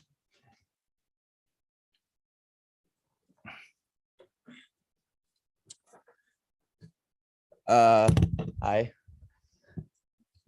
My name's Rayan. I'm a 15-year-old resident of Paramus, New Jersey, and I'm a proud supporter of the TDMC anti-hate resolution, which has been wrongly and maliciously labeled as an anti-Hindu resolution. I want to provide some clarity in distinguishing between the Hinduism religion and the Hindutva movement, as they are very different.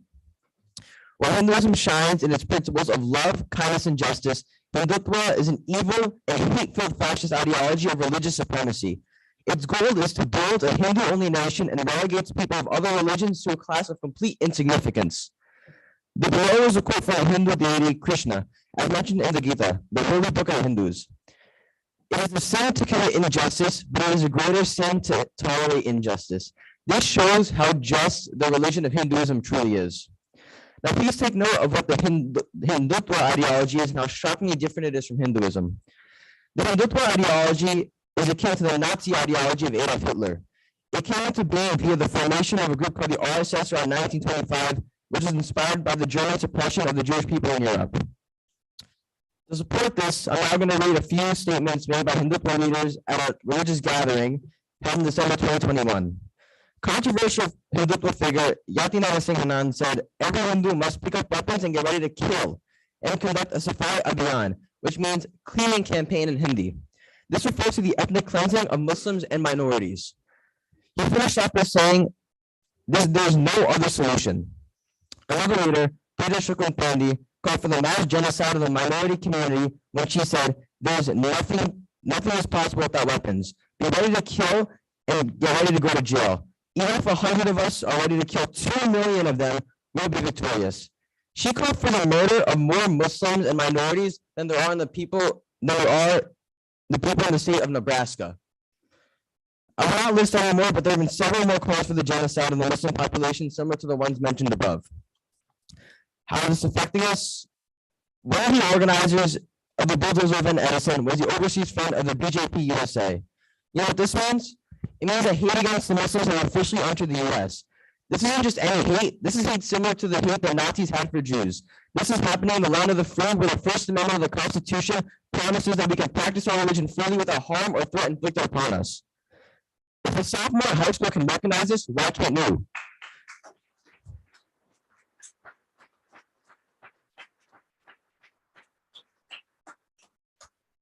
There's a genocide of Muslims and minorities waiting to happen in India, and there are several red flags already raised by several organizations and scholars. The question is, we gonna turn a blind eye about it, or are we gonna do something about it? Thank you.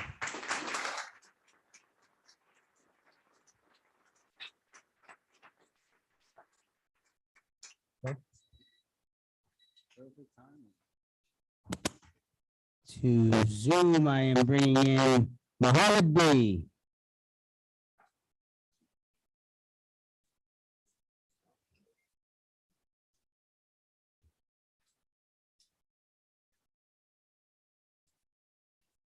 Mohammed, whenever you are ready, please give me a check 1, 2. Yeah, can you hear me, guys? Loud and clear, 3 minutes. All right. My name is Mohammed Bagasra.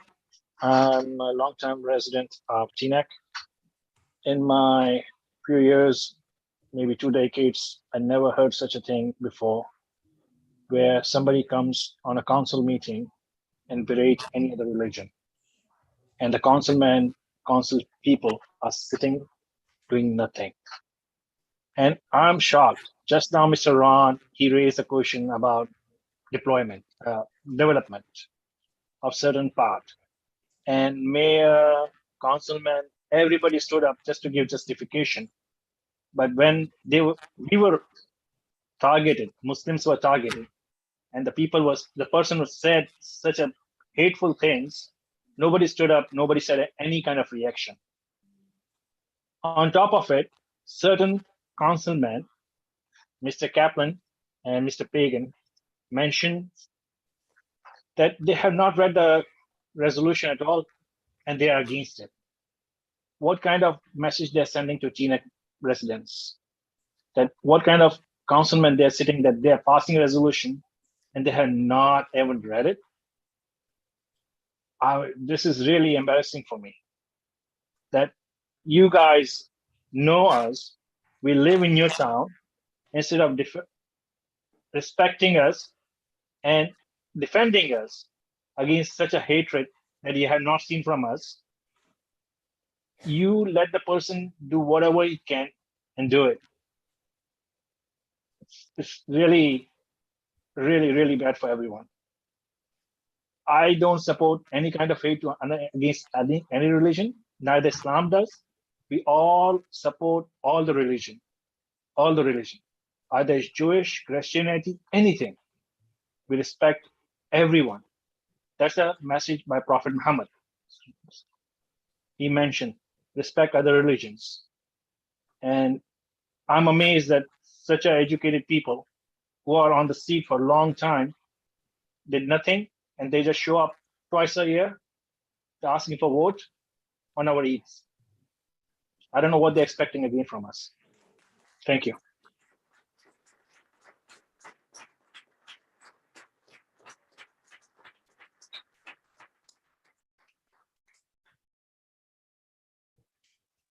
Were you done, sir? Yes, thank you very much. No problem. All right, sir.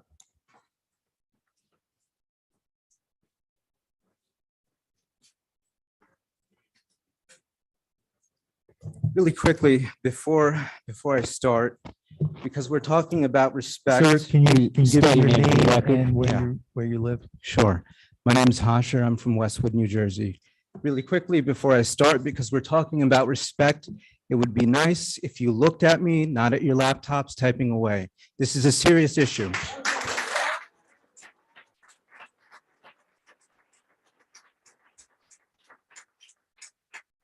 Council, tonight the Muslim community is on fire. It's election season, and it's been hunting season against Muslims and Christians in India for the last 20 years. Many of us in this room are losing family to Hindutva violence. Hinduism is not Hindutva. Hinduism is a beautiful religion. Hindutva is a Nazi-inspired political ideology that calls for the extermination of all Christians, Muslims, and others. This sick ideology manifested itself in Edison's bulldozer parade.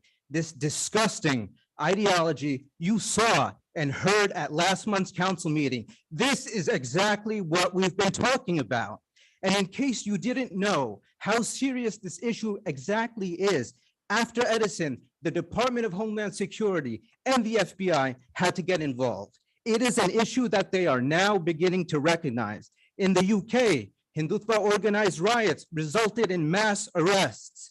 Men in ski masks marched on Muslim neighborhoods, pulling scarves off Muslim women. Teaneck is home to thousands of Muslims and Christians. After what happened in the UK and Teaneck's Islamophobic tirade, we now believe that Hindutva violence in Teaneck is a real public safety risk. We request Teaneck to flag and monitor Hindutva activity that may endanger the safety of our congregants. On our side, our congregants are actively getting trained on how to identify, document, trace, and report local Hindutva activity, both online and offline. Teaneck has handled this all poorly. Councilman Keith Kaplan's statement, quote, couldn't hear the man because of audio issues. That is a bold-faced lie. Councilman Michael Pagan. I didn't read the resolution, but I find it offensive. Incompetence. We had the mayor state the resolution as having no factual basis. Wow, really? The New York Times, Human Rights Watch, Amnesty International, no factual basis. I hope to see Teaneck on the right side of history, but for that to happen, we need to take out the trash. We trust our local officials to protect us, and we will elect those who do.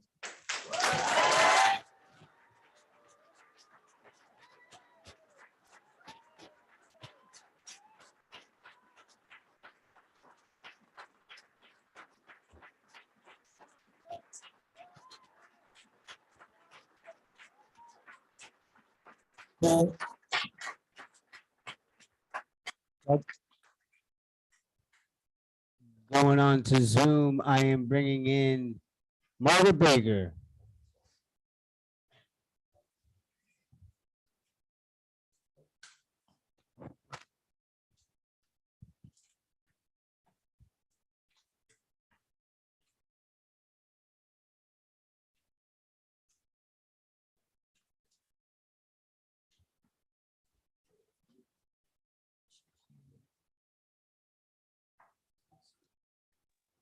Can you hear me? Loud and clear, Ms. Baker, 3 minutes.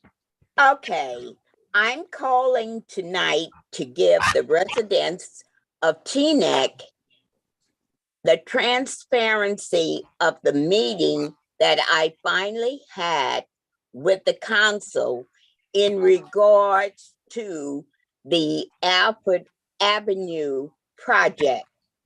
The meeting was held in the manager's office with the manager, 3 members of the council, Oregon Swartz and Rami Rice, myself, my 2 sons, my neighbors, Mr. and Mrs. Luzon, and a developer. The residents of Inglewood who are directly affected, like myself, were not invited. And I requested that they be there because they received the same letter I did, but they weren't there.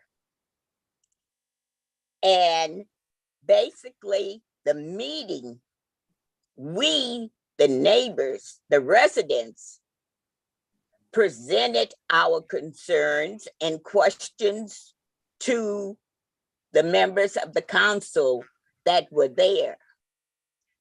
But the ironic part is I've been saying the same thing to the council at the meeting for months, and I got ignored. And here I am on a Friday night at 5 o'clock, repeating myself. The developer was there. He sat in the corner, didn't have much to say. And he was asked the question in regards to what's going to be in the building. The building will consist of 255 apartments. no coffee shop, no deli, no lotto place, apartments. So you destroyed our neighborhood out here to put up a building with only apartments. You have destroyed our neighborhood to put up a 6-story apartment building. The developer was asked about the height, why we weren't, the town was asked about why weren't we given any information? Ms. Nobody Baker- could answer that. Ms. Baker, your 3 minutes are up. Thank you. Okay. All right. Go over here. Yes. Go ahead.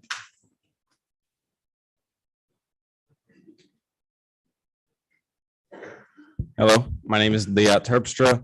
I'm the operations coordinator for the Council on American Islamic Relations in New Jersey. I'm gonna be very quick. I have just 2 points to cover. So with the TNAC Democrats Committee resolution, the lashback after the fact came from groups that the resolution called out, like HSS. Of course, HSS, RSS's wing in America is going to cry that they are not directly tied to the Hindutva movement when they are. I mean, that's not surprising. So for them to say that they are not is not surprising. And we have to understand that RSS killed Gandhi. That's not misinformation. You can look it up.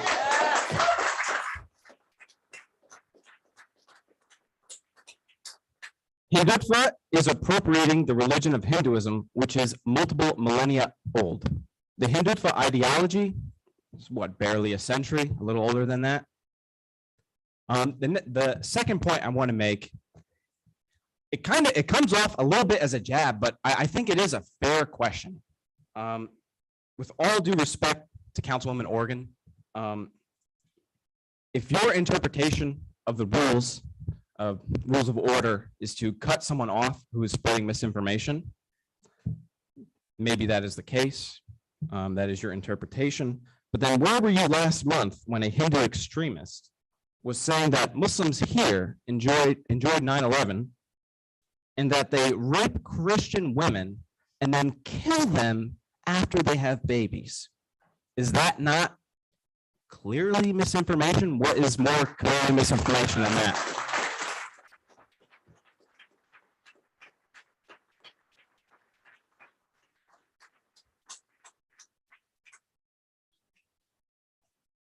Going to Zoom.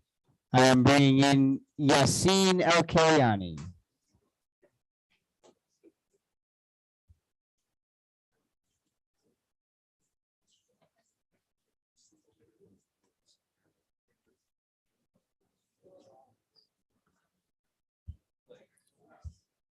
Excuse me, everybody. Excuse me, everybody. Let's do it again. Excuse everyone in chambers. Thank you. Mic check. Yes. I can hear you very well. Can you? Yes, loud and clear, sir. You got 3 minutes. Thank you, sir. All right. First things first. I see on the agenda that there is an appointment for Hussein Halak as an alternate on the advisory board on community relations. I would like to point out that his term is supposed to end in June 2024, not 2023. I hope somebody can amend that resolution tonight. And I condone and support his appointment because that's going to make him only possibly the second, if not the third Muslim to ever serve on a non-statutory board in TNAC. With regards to this Hindu-Muslim stuff, I think council shot itself in the foot. Let's just accept that reality. As I explained in an email that I sent you before, as a resident right now, I'm speaking as a resident, I think it was not appropriate to allow a bigot to speak for 3 minutes without being checked and without being answered on the spot. I understand that Mr. Pagan, Mr. Kaplan, and the mayor issued statements to condemn hate from all sides. That's a step in the right direction. But Mr. Mayor, just like you interrupted the meeting earlier to clarify a legal issue vis-a-vis development, I hope you'll interrupt the meeting right now or as soon as possible to address this First Amendment issue. And this will give you an opportunity to issue an apology to the Muslim community for keeping this man unchecked. But in addition to that, I have to be fair because this is election season and a lot of folks are hyped up. I did speak individually with members of council. I spoke with Mr. Katz, and then he issued a video expressing regret about this whole situation. And the Muslim leadership in town has that. And then also this is a teachable moment for everybody on two folds. One, keep partisan politics out of the council. And that's a two-way street. I always advocate at the a political party to not bring stuff to council, but that's also a two-way street where you should not want to entertain partisan issues. And the second fold for that is you should learn from Mr. Katz to never implicate Teaneck in international politics. I want to know about the conflict between one tree and the sewage next to it, not between two groups in a foreign country. If you want, you could sponsor fora where we can have these debates. We can debate the Palestinian-Israeli situation, India, anything that you want to have as a debate, but I don't think council should issue statements about that.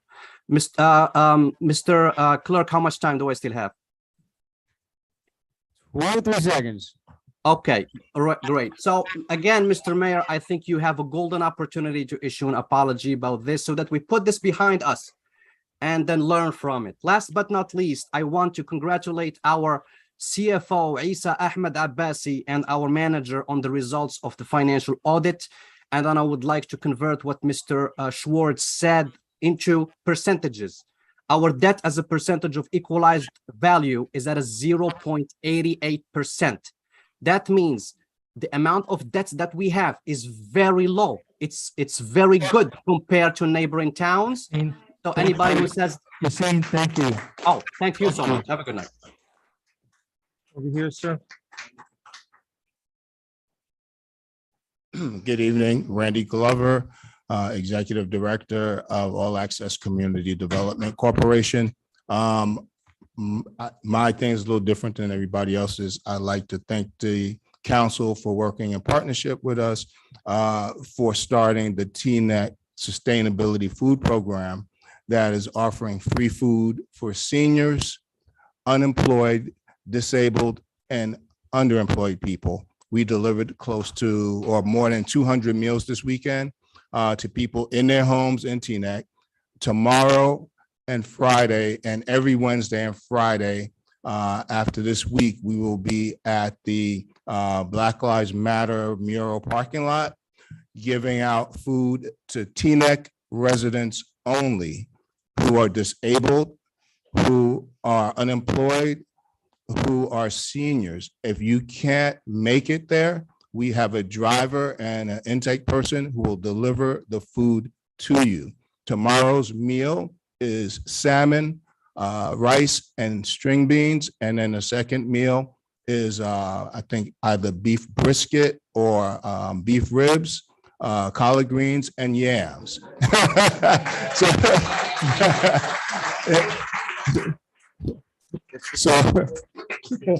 So it's all complimentary. And again, thank you, council, for agreeing to be a part. 5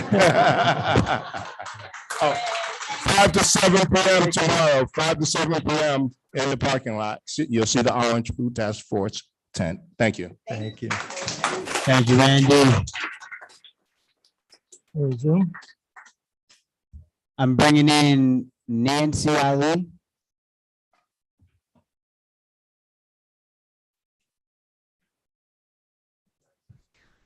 Can you hear me? Loud and clear. You have 4 minutes. Thank you. My name is Nancy Ali. I'm a resident of Bergen County. It's election season, and I would like the council to hear and act on my concern. I'm here to provide my support to TDMC's resolution condemning hate groups, and specifically the foreign hate group that is increasingly growing its base in the United States.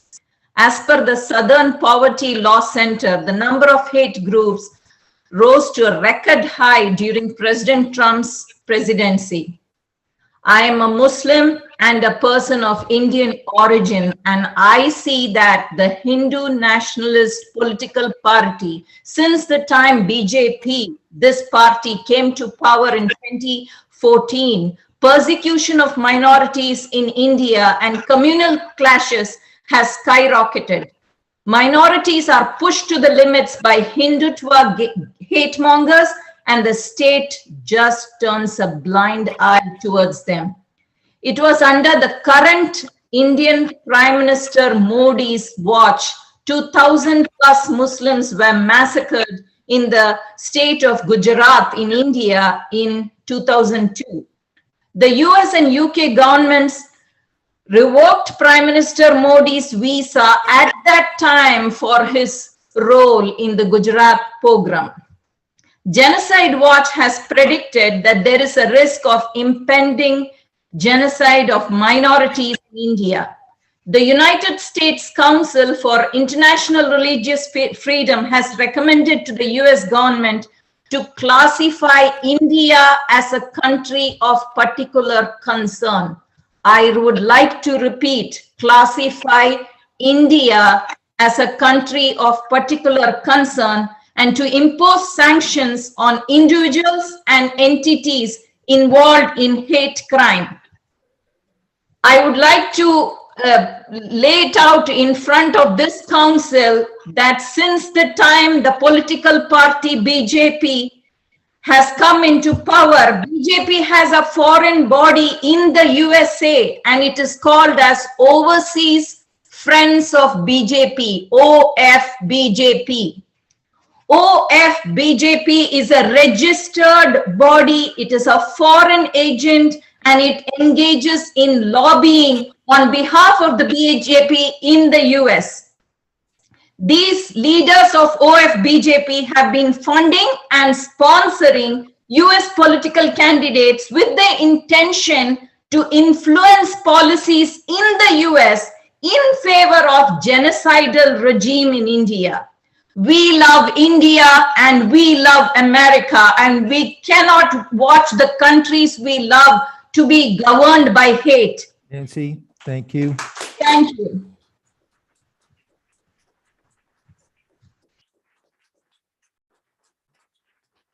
Howard? Howard?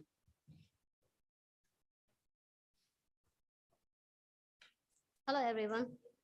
Well, excuse me, ma'am. Hi. Excuse me. I called for someone in the back. Oh, I'm sorry. That's okay. That's okay. No, ma'am. Yes. Am I staying or going? Okay. No, he has, yeah, I called. Okay. Perhaps we'll be next. Mr. Mayor, before I start, is it possible to see if you can turn off the back lights so that the people who are watching the videos can determine who's speaking, because you can't see squat. It's not good. You mean those, Turn out, you mean these turn- lights? No, these lights behind those in the us, back? that's what ruins an image. Can we do that? I don't know. Oh, that might. Eh, mise a mise. Maybe you'll do better for the next meeting. I'm sorry. If we can continue now, I'm ready. Go ahead. My name is Howard Rose. I'm a resident in Teaneck for 42 years, and they're all adult years. I've seen what's been going on because I've been a member of the Teaneck Planning Board for 17 years, a trustee on the Board of Education for 9 years, a couple of years on the Teaneck Financial Advisory Board of the township. I've been the chairperson of the Cedar Lane Improvement District. See a lot of things. And right now I'm seeing things that I don't enjoy, that I don't like. Let's talk for a moment. There's so many things to talk about, but let's talk first about areas in need of redevelopment. It's been stated that shopkeepers have been talked about what's going on near Cedar Lane. I'm on the busiest business street in Teaneck. No one's asked me, no one's consulted me, no one's consulted Ma Don near me, no one's consulted the bakery next door.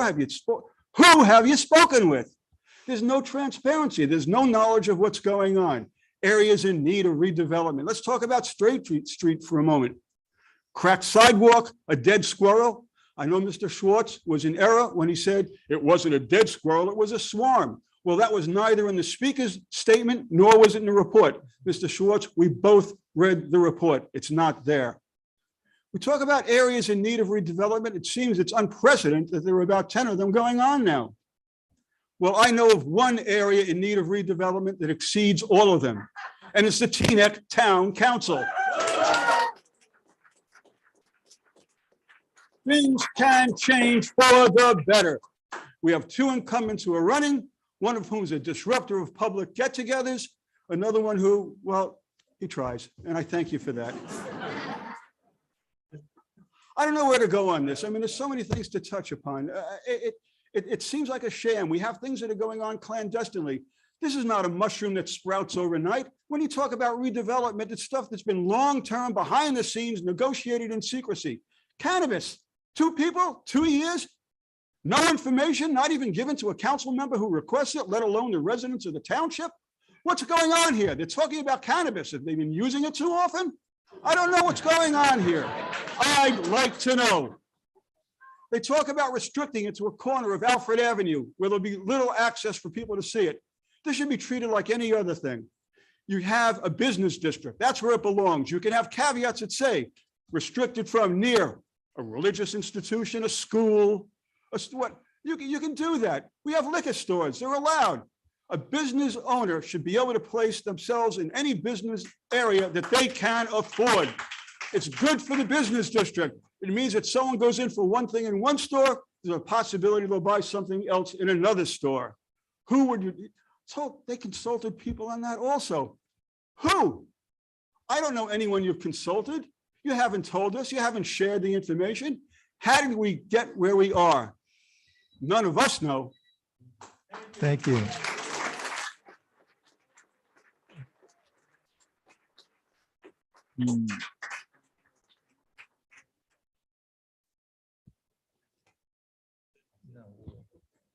All right, I'm bringing in Maxine Angel.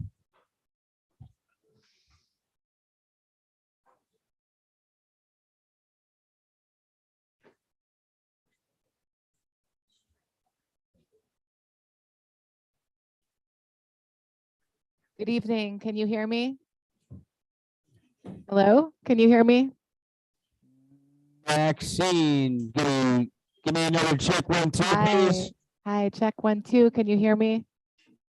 Maxine, give us 1 minute. What's that? The lights and the fans. So if we put those back, lights out, we're gonna lose the fans. I don't think we want to lose the fans. The fans aren't working. Miss Angel, can you give me another check 1, 2, please? Sure. Good evening. Can you hear me? You just sound a little light, Miss Angel. Okay. All right. Let's turn that up. How's that? Is that a little better? Any better? Is there any way you could get a little closer to your microphone or computer? It is on. So this is about, can you hear me? You got it? I need everyone to be very quiet so we can hear Miss Angel, please. Thank you. All right. Thank you so much. Miss Angel, 3 minutes whenever you're ready. Okay. Thank you so much. Good evening. Thank you for your time. So Teaneck is a very special community. I know we have a lot of problems going on, and it's a special community for so many reasons, but especially because it's our home. I am very, very proud and very grateful to, along with my husband Chaim, to represent District 3 for the Teaneck Republican Municipal Committee. And I just want to say, on behalf of the Teaneck Republican Municipal Committee, we are unequivocally opposed to all forms of racism and bigotry. And I want to remind everyone, bigotry exists in many forms, and it is most insidious when it is in the form of grouping individuals based upon their race, religion, sexual orientation, and nation of origin, and then dictating what is good or bad for them or what traits should be central to their identity. We believe everyone should be judged only based on his or her own merit. And we welcome all people who love the United States, who support the Constitution of the United States and the Constitution of the state of New Jersey, who seek protection in their individual liberty and aspire to prosperity and success for themselves and for our country. We invite everyone to join us to see for themselves what values and policies we represent. And I want to applaud Mr. El Mr. El Karyani, I apologize if I mispronounced your name. I fully agree with everything that you said, and I hope that we can come together as a community to address the issues in our community and have a good evening. Thank you for your time. All right, what we're gonna do now, I'm gonna take 2 more in the chamber and then 2 more on Zoom, okay? And then we'll close good and welfare. So, ma'am. It's me this time,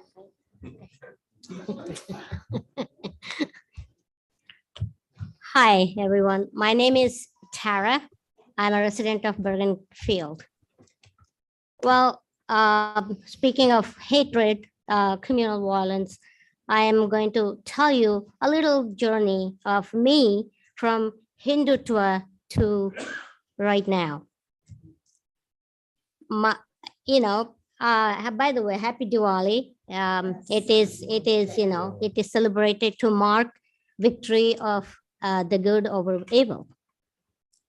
That being said, I was born and raised in India until I was 30 years old. And while I was in school back in India, I was one of those, I wanted to do something extracurricular activities at a larger scale. Being a young person, I was introduced to this organization called ABVP, which is translated as Akhil Bharatiya Vidyarthi Parishad. It is a student body of the RSS, which is a fastest organization and fastest growing organization of right wing in India. Well, little I knew about this organization, I well progressed in, went to with the organization of ABVP, and I was even responsible, one of the lead persons to, organize a statewide rally, And then at that time, I realized while chanting the slogans, which can be translated as, like asking someone, if you want to live in India, you better subscribe to Hindutva ideologies. That kind of trick, I kind of started to think over it, and I started to fact check, constantly. And while doing this, I was brainwashed, saying that the secular Hindus are in danger, India is in danger, etc., etc. And I went looking for people to subscribe to my then ideologies of Hindutva. But while doing that, I come across some rationalists, and then I start to fact check. Long story short, and then I started to ask so-called the leaders of this ABVP many questions, and either they will pretend to be very busy or evade my questions, just that. And that kind of sent me signals. I started slowly distancing from this, organization. That is how it, because they take this young generation, they brainwash, they say this and that, secular, non-secular, all those things, they try to fill it in your mind. And then this was the new idea of nationalism. That is what they wanted to inculcate in the young people. That is how I ended my journey with the ABVP. Thank you, everyone. Thank you.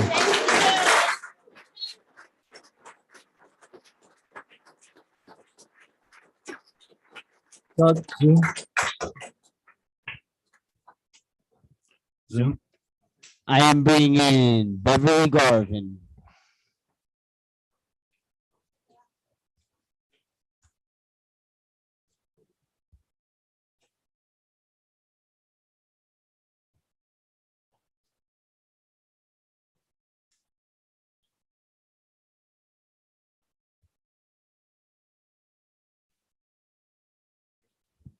Beverly Garvin.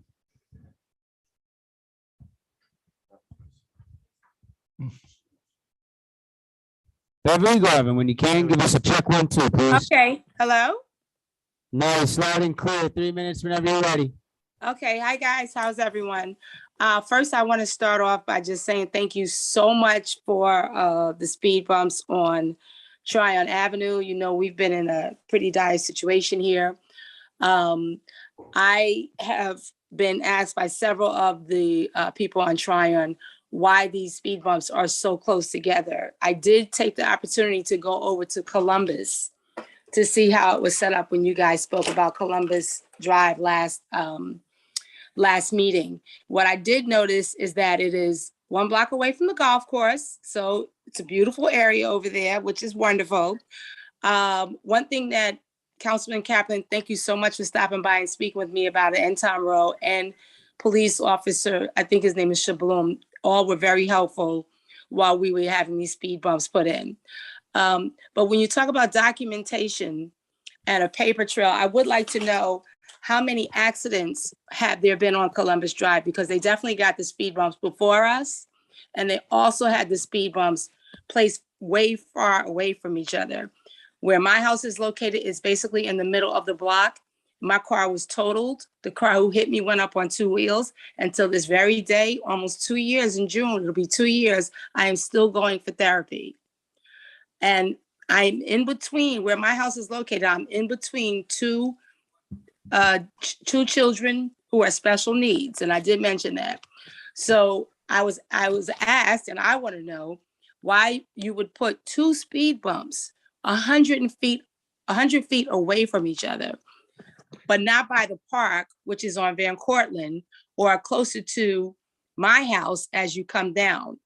So as soon as they hit that bottom speed bump, they take off past my house, and the house with the two children who are special needs is, as well as 2 houses up, which is 149 Tryon Avenue. 5 of her cars have been totaled. 5. No cars have been totaled down there by Tryon Avenue where you put them. So first I want to say thank you so much. I just want to thank you for the help that you guys have provided. When I did speak with Tom, he said he'll see how it goes to see whether we need another speed bump. I don't know whether we need another speed bump, but the problem where the speed bumps are is not where the speed bumps have been placed.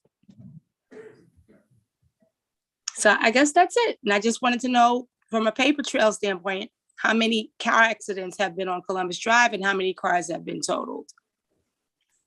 Thank you. Just hold it a minute. I have to do some official business. Can I have a motion to extend the meeting to 11:30? Yes.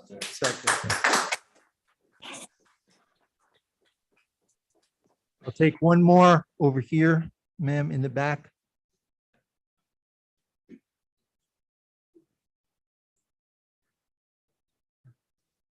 Good evening, everyone.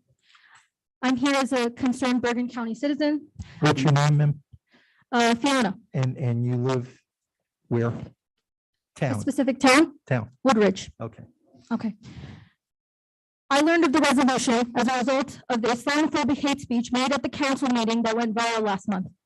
Many of the crazy delusional things, I'm sorry. Many of the crazy delusional things he said sounded familiar to me, as these were familiar conspiracies peddled by communal hate groups in India, which have been hyperactive since 2014 when the Modi government came to power.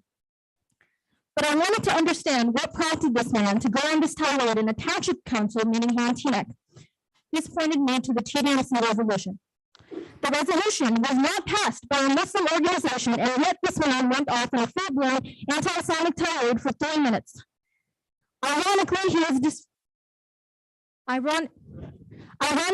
displaying the very same Hindutva extremist hate the resolution condemns in the first place, all in public for the world to see.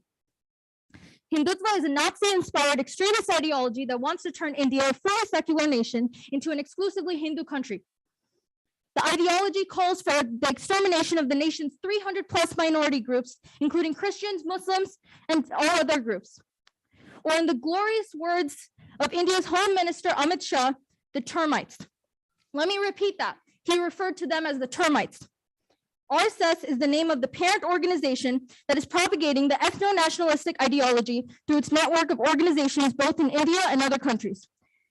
Many of these organizations have established presence in the United States as well. While they are legally not linked, they often work in partnerships and have made several explicit claims that they are all part of the same family, the Sangh Parivar.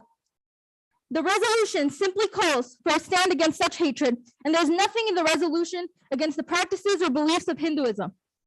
You may be wondering how such extremism is still thriving and escaping all scrutiny. The answer is simple. They escape scrutiny by hiding behind a falsified front of community service and charity. And Hindutva is no different. It escapes scrutiny by portraying any call for scrutiny against hate as an attack on the religion itself. And by attacking the TDMC resolution, the Teaneck Council, especially Councilman Kaplan and Pagan, have essentially alienated their constituents. The resolution is anti-Hindutva, not anti-Hindu.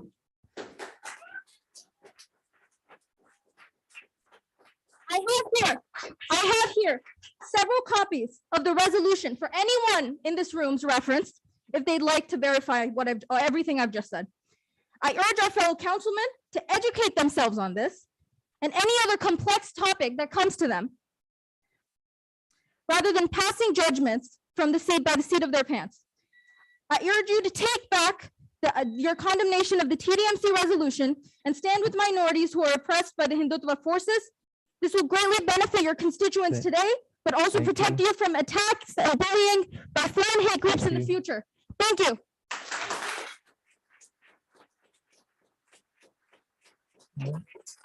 And our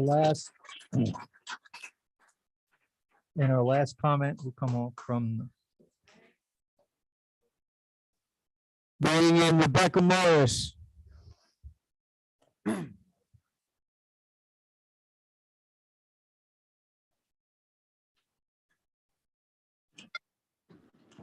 Hello? Hi, Rebecca. Everyone in chambers, please, let's quiet down for Rebecca. Rebecca, give us a check 1, 2, please. And everybody hear me? We're breaking up a little bit, Rebecca. Hi, how about now? Is this better? Yes, 3 minutes. Okay. First, my name is Siobhan Torres. I'm a core member of Black Lives Matter, New Jersey. I'm here in solidarity for our Indian Muslim brothers and sisters. We still with you in Kashmir, and we're standing with you today. I had something written out, but what got to me was the councilman saying distancing themselves from the incident, which I think is unfair, because if you're able to call out Islam extremism, Zionism, why not Hudayfa? The fact is that when you distance yourself, you make it seem like you don't care about brown people. And I'm gonna keep it short because it's late, and I know other people want to speak. But what I want to demand, and of course, BLM New Jersey, is that just as you care about Ukraine over there, care about the people over in India, care about their family that's here, that's wondering what's going on with their family and whether they're going to see their family again. And to be able to distance yourself, that's not representative of New Jersey. That's not representative of who we are. And I'd rather you show up and show out for your constituents, and we stand with anybody that's oppressed, even they're being oppressed by other marginalized groups. Thank you.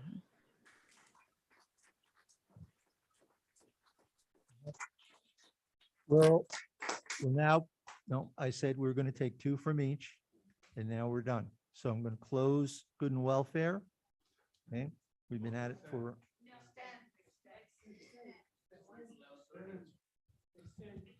I'll make a motion to close good and welfare.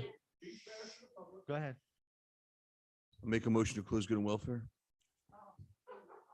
Do I have a second? Okay. All right. Well, all right. Now, wait. I'm sorry? Hold on. Who was allowed to speak last night? I'm not sure what you're talking about. Oh, last month. Oh. Midnight, a man blamed Muslims for causing the World Trade Center at midnight. And We're- now that we are here to speak for ourselves, you're shutting us down. We're going, no, we're not. If you look at how the meetings are run here, no, we're not. Okay, so we're going to address those issues. Okay, and it's our turn now to respond to you. All right, so I'm going to call on our council members. Are you going to listen? Are you going to listen? Hold it. This is a municipal meeting. There has to be a certain process and decorum, okay? And we're the public. I and you are understand public that. servants. That's right. We're the public and you are public servants. Hear us Sir, out. sir, we have heard for over an hour now, or hour 20 minutes on this topic from almost everybody here.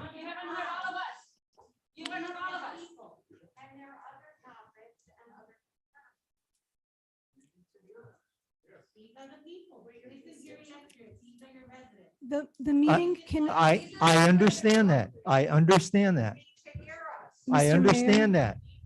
that. I have heard, this council has heard over the last month. Okay? No, hold it. We have to have a beginning and an end here. Okay? Okay? And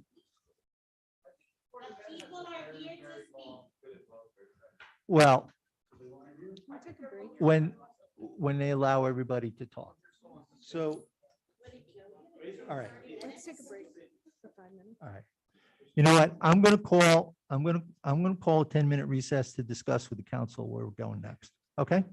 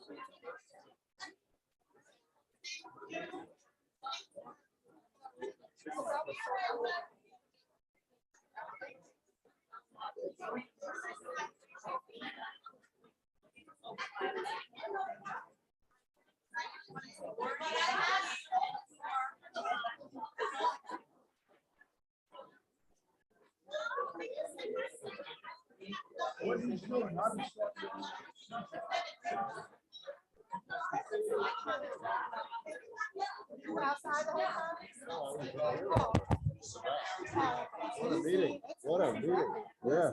I would not want to be in their shoes right now. You think they really care? I have a feeling they may be on the verge of changing their minds about that resolution. I just have that feeling. I sort of hope they don't, but I think they're going to. I want them to talk about so many more things. I know. The audit. You know what? Oh, my God. You know what that audit means? It means that their computer program is good and their data entry is good. It doesn't mean anything else. It's not a forensic audit that they're spending the money well. I hope you get a chance. No, what we're gonna do is we're gonna do a Facebook Live.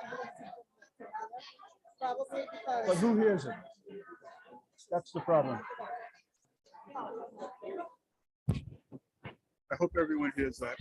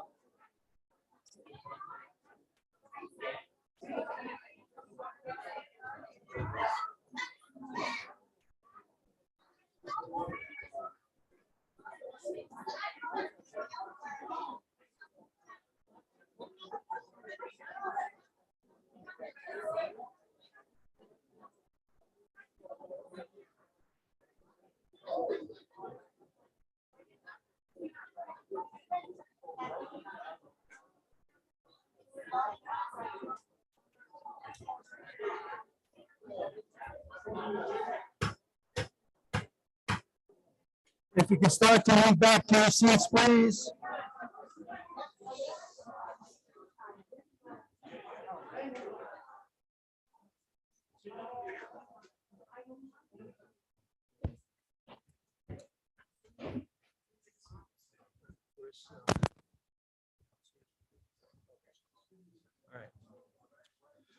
All right, can I have a motion to extend the meeting to midnight? Motion. Okay. All right, what we're gonna do, we hear you. But what we also have to do is we do have the business of the town to get finished. Okay? I'm sorry. What we do have to get business of the town finished that's on our agenda. So what we're going to do now is we're going to move to the business of the meeting, the agenda, get that done. And then what time is left, I'm going to open it up for public comment. And then after that, the council will then make their comments. Okay? Okay.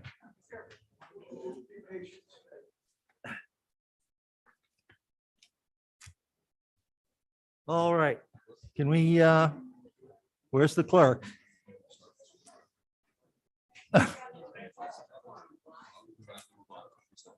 Okay. All right, we're gonna move on now. So I'm gonna need some silence in the room while we do the business of the council. Okay? All right. No, he has to read the bill list. Kristen, do it. Kristen can do it. Kristen can do it, right?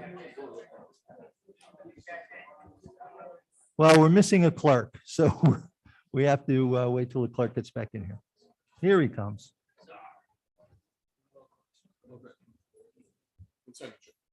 All right, so we're moving. So Talk to me. What do you want to do? I need to have some silence so we can hear up here. Thank you. All right. You need to, we're at consent agenda. You need to read the bill list.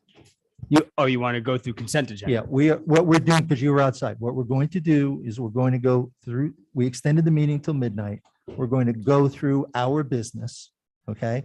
And when we're done, what's left, we'll go back and open it up, okay? All right. So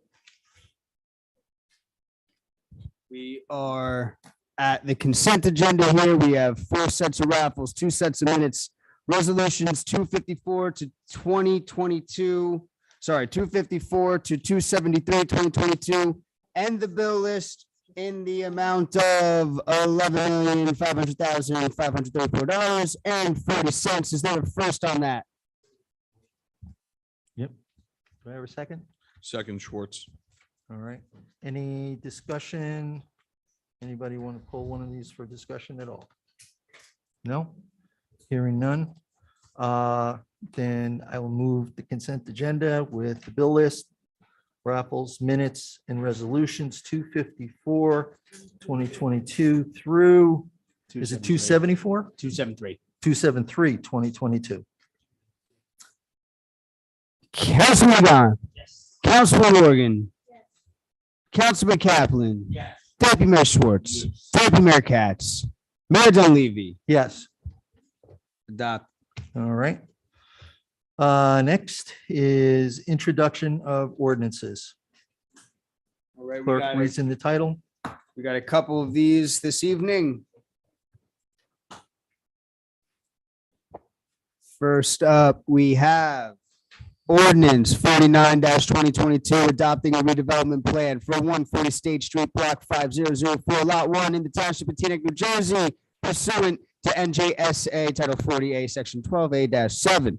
We have ordinance number 51-2022, amending Section 36-14 of Division 2 of Article 2 of Chapter 36 entitled Traffic of the Township Code, respecting prohibited parking between the hours of 10 a.m. and 2 p.m. on Wednesdays along a portion of Pinewood Place. We have ordinance number 52-2022, amending Section 36-3.1, stop intersections designated in Chapter 36, Traffic of the Township Code, to add thereto stop signs at the intersections of Birch Street and Bell Avenue and Hayden Place and Birch Street. All right, does anyone on That's council? not, there's a couple more, I'm sorry. Oh, sorry. There's a whole back Oh, page. God. I'm Okay, sorry. I forgot those. Go ahead. Ordinance number 53-2022, amending sections 36-33 and section 36-35 of Article 3, speed limits of Chapter 36, traffic of the Township Code relating to a portion of East Cedar Lane. We have ordinance number 54-2022, authorizing a special emergency appropriation pursuant to NJSA Title 40A, Section 4-53H, for the payment of contractually required severance liabilities of the township in the county of Bergen, state of New Jersey. We have ordinance number 55-2022, amending Chapter 11, buildings of the Township Code, to add thereto Article 13 relating to temporary construction and sales rental trailers. Last but not least, we have ordinance number 56-2022, amending Section 36-11.2 of Division 1 of Article 2 of Chapter 36 entitled Traffic of the Township Code, adding restricted on-street parking spaces for the handicap at 1134 Julia Street. And those are all the ordinances, Mayor. All right, anyone on council will have to make a comment? Deputy Mayor Schwartz. Just to make sure I'm doing this right, I apologize. On ordinance, on the trailers, it is 55-2022. I'd like to add on section 11-78B. And Mr. Clerk, I'll email this to you. I believe I emailed this to you already. It should say his or her designee should come out. No emergency, not an emergency for either one. The words his or designee should come out and put the words emergency from either one, but it's just a typo and I'll forward it over to you. Sorry, just for cleanup purposes. That was my Okay. only comment. That's fine. Any other comments with respect to these ordinances?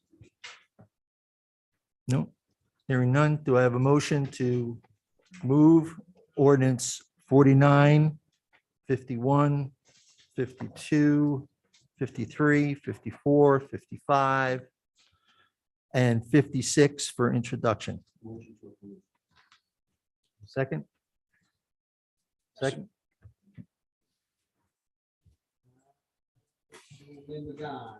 Yes. Councilwoman Oregon. Yes. Councilman Kaplan. Yes. Deputy Mayor Schwartz. Yes. Deputy Mayor Katz. Yes, with an abstention on 49-2022. I'm sorry to interrupt here, Mayor. We did speak last meeting about ordinance 49-2022, that is the 140 State Street redevelopment plan. We have not received a development plan yet from the developer to our attorneys. I like, if it was, that should have been pulled. I apologize. Yeah. All right. Maybe just to be clean, that's redo the roll. Yeah. Well, So this is to introduce ordinances 51 through 56-2022 and to table until November 22nd, ordinance 49-2022. yep. Everybody okay? So moved. So move. Get a second? Second? Second. Apologies again, Councilman Gahn. Yes. Councilman Oregon. Yes. Councilman Kaplan. Yes. Deputy Mayor Schwartz. Yes. Deputy Mayor Katz. Yes. Mayor Dunleavy. Yes. Thank you again. I apologize. Meant to call that. Okay. All right. So what we'll do now is we're going to reopen this up for good and welfare. All the rules apply. People who have not spoken, okay, will be allowed to speak. We're gonna try and go till maybe roughly 10 to 12, so then we have time to make our responses to you. Okay? So again, we'll go back and forth between Zoom and the chambers. All right? So over here, sir. Good evening. What is your name? Good evening. My name is Wasim Muhammad. I'm a resident of Fair Lawn. I would like to start off by wishing my Hindu brothers and sisters a happy Diwali. I'm here to express my concern on how some of the TNEC council members misinterpreted and falsely labeled the TDMC passed resolution as anti-Hindu. This resolution is against hate and not against our Hindu brothers and sisters or against Hinduism as a religion. In fact, when I searched for the words anti-Hindu or anti-Hinduism in the TDMC's resolution, I couldn't find any of those words. But what I did find was 5 references made specially towards extremists and the extremist ideology, and 4 other references made towards Hindu nationalists and Hindu nationalism. And here are the highlights. If you want to refer to this one, I don't know, I'm going to call out Mr. Kaplan. If I don't know which version of the resolution you were referring to, I'm going to point out to your own point that show me the document. Show me the document. This is the original document, which doesn't have any of those references that states anti-Hindu or anti-Hinduism. No way. And now I'm not sure if people like Council Member Keith Kaplan and Council Member Pagan have read the resolution in its entirety while ignoring these facts and making comments on the social media platforms stating this resolution is anti-Hindu on Facebook. Now this brings up a couple of points. Why is Council Member Keith Kaplan and Council Member Pagan attacking the resolution as anti-Hindu when it's clearly not? It is a resolution against hate. Why did Council Member Keith Kaplan not comment on his Facebook page about the hate that was spewed by this individual who identified himself as Vivek from Parsippany? He had the audacity to label the entire community of Muslims as rapists, murderers, and much more in his 3-minute rant at the very podium during the last council meeting. We need to ask ourselves, where is this hatred coming from? This is definitely not coming from the kind and peaceful Hindu community. The answer lies within the hateful and extremist ideology from people like Vivek, who was from Parsippany. Since when did we caught up in this web of hate, which is dividing our communities over faith? I'm not here to point fingers at specific individual or community, but rather question the TNEC council members on their biased views. Instead of labeling TDMC resolution as anti-Hindu, this council must focus on the core values of American democracy that are rooted in freedom of speech, equality, and social justice. And as Americans, it is our fundamental duty and moral obligation to make sure these values are protected always. I request the council to put its dirty politics aside and do the right thing by taking appropriate steps in bridging the gaps in our communities and bring them together rather than creating much bigger gap. Thank you, sir. Or divide. Thank you.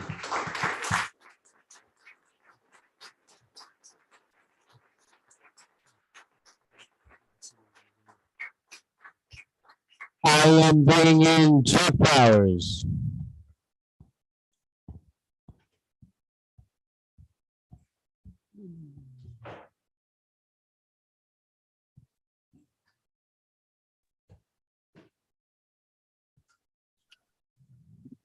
Good evening, Council. There are so many things that one would like to cover in this 3 minutes. Let me just focus on 2. I'd like to know why in Resolution 266 tonight, the town has again reconceived its relationship to whomever it is that's going to be building and managing the affordable housing for seniors at 1425 Teaneck Road. In April, you folks decided you weren't going to lease that facility, which you have owned, but you were going to sell it at a grand price of $200,000 while you provided $900,000 in financing to the group that was going to be doing it. Now you've changed and you're actually selling it to the geriatric services entity, but with the requirement that it be then passed on to the same entity in Fort Lee, same for-profit entity that you had specified before. We deserve to know, folks, where our municipal property is and how it is being sold, and we're not finding that out with this resolution. I'd like also to go back and pick up on what it was that Mr. Schwartz had to say tonight, because he was 100% right in everything he said, despite Mr. Shedanian's feeble attempt to try to pretend that he had made some mistake. He made no mistake at all legally in that discussion, and he is a lawyer, as Mr. Shedanian very well knows, and he is actually closer to being a municipal lawyer than are you, a labor lawyer, Mr. Shedanian. And let me say something else. When we were told tonight that there would be endless meetings before anything ever happened, I'd like to point out that when you folks suggested that the planning board take up the redevelopment plan for 189 The Plaza, and that was actually done at the meeting 13 days ago at the planning board, there was no opportunity of any sort for anybody from the public to make any statement whatsoever. They swept right by that in that meeting with the approval of the planning board attorney. Somehow, I believe, I guess it's Mr. Jenkins certainly must have thought that the planning board would behave. But in fact, this council, like all of our planning boards, are all about the process of making sure that the public has really no real opportunity to understand or criticize or participate in the process. We're left out.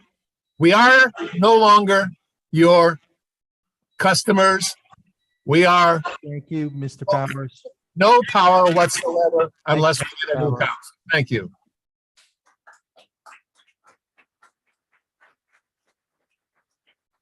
Okay. Yes, Okay, can you hear me? yes. Okay. Can I have your name and your town where you come from? I am Numa Qureshi and I'm a resident of Teaneck. I'm speaking tonight in support of the anti-hate resolution passed by the TDMC and will specifically address the resolution passed in Seattle, Washington. In February 2020, Seattle Councilwoman Sawant, who is a Hindu Brahmin, made the following statement before passing the resolution against India's Citizenship Amendment Act. Her statement applies to what is happening here in Teaneck, and therefore I will read it. And I quote, "By approving this resolution, the Seattle City Council will show that the city's legislative body will stand with the widespread protest movement, courageously facing brutal police repression throughout the country against the NRC, the National Register of Citizens, and the CAA, the Citizenship Amendment Act, which in tandem with each other threaten to strip the basic rights of hundreds of millions of people. By approving this resolution, the City Council will go on the record opposing religious persecution and Islamophobia and the discrimination, scapegoating, and oppression of Muslims, poor people, and marginalized communities by the Hindu fundamentalist regime, the BJP, and Prime Minister Modi. By approving this resolution, the City Council will draw a historic line in the sand, recognizing the ominous similarities between the NRC and CAA and the early Nuremberg laws enacted by the Third Reich in 1930s Germany. Recognizing the credible news reports that the Modi regime has already put many people in the state of Assam in detention centers, and that new detention centers and prisons are being built as we speak.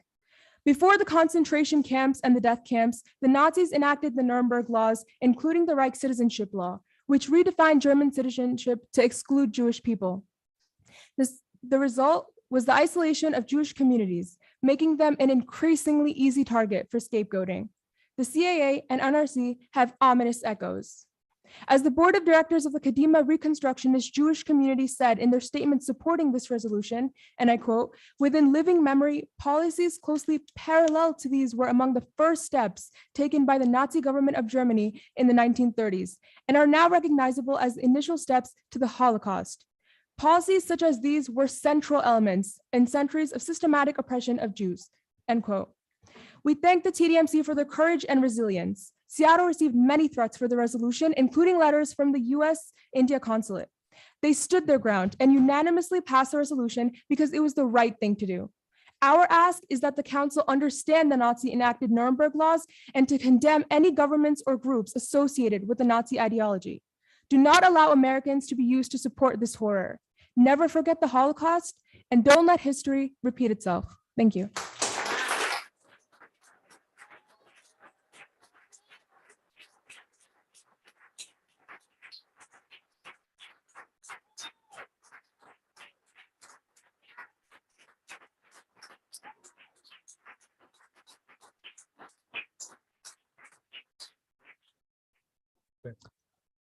I am bringing in AK.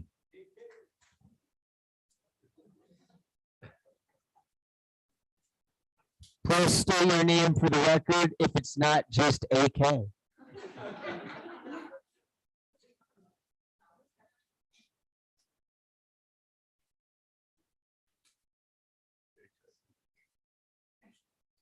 AK.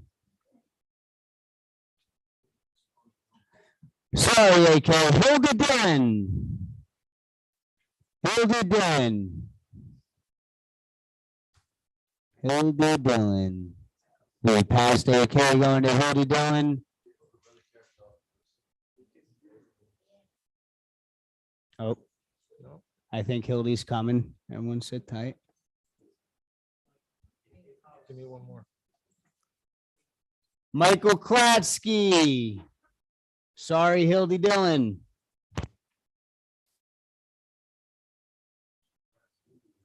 Michael Klatsky. All right. Can you hear me? Yes, loud and clear, Mike. You have 3 minutes. Okay. Thank you. Thank you, Mr. Clerk. Council, thank you for the opportunity to speak tonight. I'd like to address the council and my fellow residents and all visitors tonight regarding Cedar Lane. One of the things I know I've mentioned at meetings previously, Cedar Lane is our main drag of our town.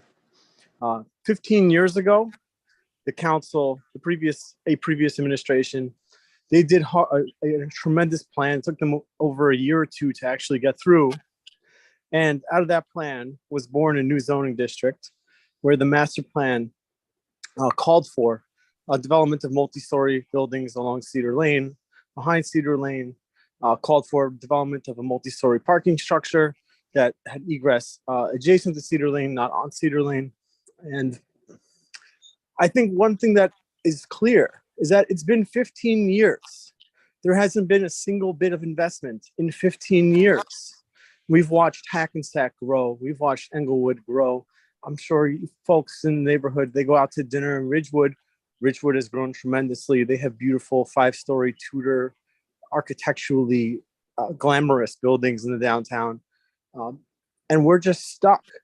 We're stuck with a street where half the stores look vacant. We're stuck with a street where we're afraid to cross the street because it looks like a high-speed speedway with some drab stores on both sides. We can do better. To the council, this is a step in the right direction, but be cautious. Make sure that you understand exactly what the community needs to have an environment and a streetscape that we're proud of. When folks look at Ridgewood, they're proud of what they did. Make us proud, include us, listen, and when you write your developer agreements, make sure there's teeth in them. Listen to all your residents, do walking tours, knock on doors, do it the right way. Thanks. Have a great night.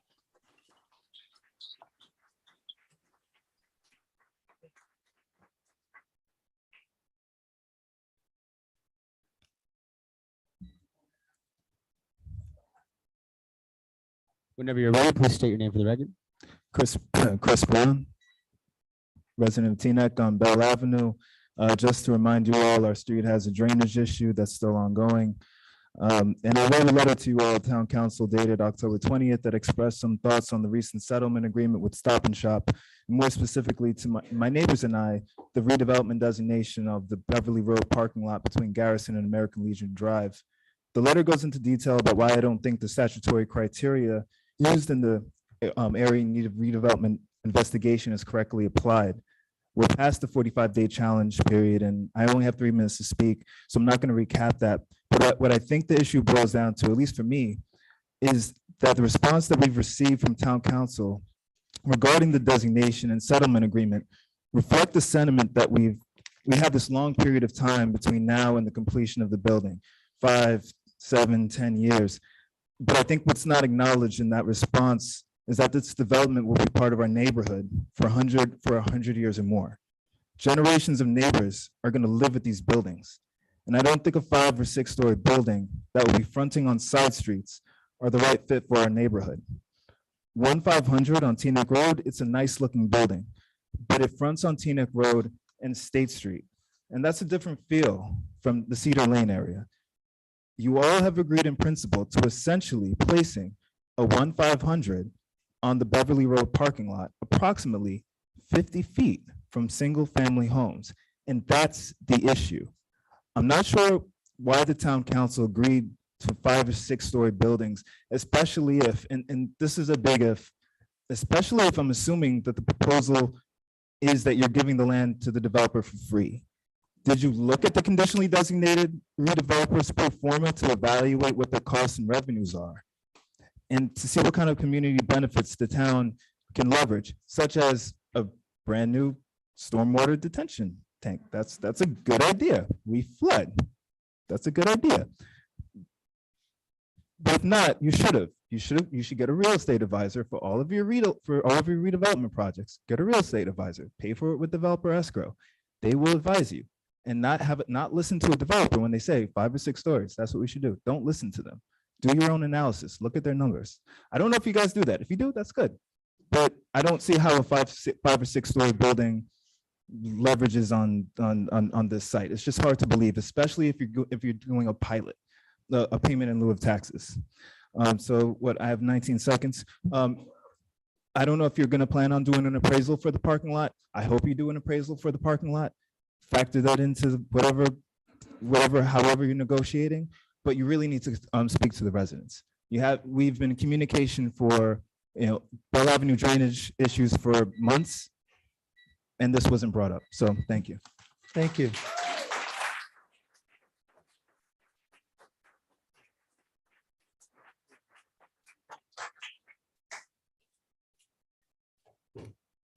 AK. AK's here. And now I see in your name, please call me again. You don't need me to say please. I see you, AK.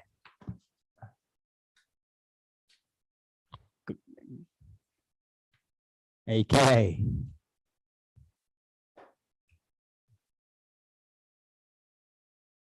AK is in the Yes. Zoom vortex. Yeah. There he is. Hi, can you guys hear me? AK, Please please hold. state your name for the record. Oh, my name is Amir Khan, and I'm resident of Teaneck. Awesome, 3 minutes. All right. First of all, I would like to say that the wall clock behind the clerk, it's a little 4 or 5 minutes ahead of time, so we should fix that. And then I'd like to go over my speech. In 2020, Albany Councilman Alfredo Bellerin introduced a resolution against India's discriminatory laws, and it was passed unanimously in the city of Albany Common Council and was signed by Mayor Kathy Sheehan the following day. Among those who spoke at the Albany Council meeting was Reverend Peter Cook, Executive Director of New York State Council of Churches, who mentioned that Christians, too along with Muslims, face persecution at the hands of the Hindu supremacist government of India. Councilman Bellerin said, quote, "A good friend tells a friend when they are acting badly. India has been a long-time friend to the United States, but it's important that we tell them publicly when they are acting against the values we stand for as a nation. What's happening in India is not acceptable and we can't turn a blind eye. End quote. The resolution that TDMC passed was not just about what is happening in India, but it's about what the extremism that has been exported and is impacting many aspects of American society in US. India is a friend and we must help India and stop the Nazi ideologies from coming to USA and radicalizing the people here. We ask the council to stop the hate and support all anti-hate resolutions. Thank you.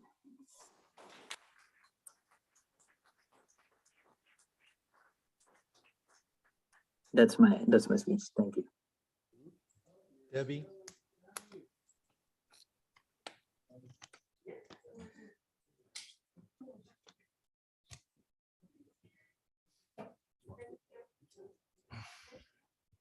Good luck.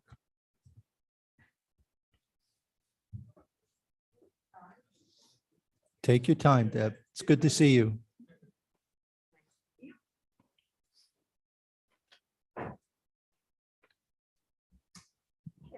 Hello. I've been speaking with Attorney Shadanian about some of the issues, which I may or may not bring up. Good evening, everybody here and on Zoom. To all who have just celebrated Rosh Hashanah, I wish you and those you care about a happy and healthy new year. As some of you may remember, and if I'm unclear, just let me know because I had mouth surgery yesterday. As some of you may remember, I've been against overbuilding in the past and in other areas in town and turning Teaneck into Fort Lee or other built-up cities, not townships, as Planner Price said, resulting in changing the character of Teaneck. I understand that you've said that nothing is yet set in stone, yet. I wish to speak about the proposed buildings planned for the parking lots at the location of the current farmers market, the Buddhist center, and the parking lot across from Stop and Shop. There seems to be the idea that by some sort of magical thinking, yes, I know there are rules, it's possible to look at a spot where one wants to build and decide that it is blighted, abandoned, and in need of development, and voila, it becomes so. But I'm most familiar with the parking lot in the corner lot of Cedar Lane and Garrison, behind the Cedar Lane shops. This lot provides the back entrance to the shops, as well as parking for the many shoppers who use it while going to Cedar Lane. It is well used and necessary. Where will all of these current parking lot users go? What would happen to all the additional cars now added to the surrounding streets? And the master plan is ignored in this proposal because there's going to be overbuilding. Now, a number of years ago, you may remember Deputy Mayor Katz, you suggested four-way stop signs on Garrison Avenue and Sussex Road because of numerous traffic accidents. Remember, there was this Sagamore, the guy hit Jonathan something or other's house. They weren't approved only because of a technicality, because there wasn't enough traffic from the side streets. A reminder, Garrison Avenue feeds to Lowell Elementary School and has a crosswalk to the school at the edge of my property. Do we really think it's safe to add hundreds of additional vehicles to a road where cars don't stop at stop signs from the side streets? And I know that because the one across from my house, nobody stops there. And where cars speed over the Route 4 bridge so fast that they literally fly through the air. I see them doing that. Also, according to New Jersey Transit's VP for buses, he says that they can't provide new bus service as the Port Authority bus terminal is already at capacity. So how are these whole new hundreds of residents going to commute to work? And there's more, but no more time. So thank you very much. Thanks, Debbie. Good evening to you all. And again, good to see you.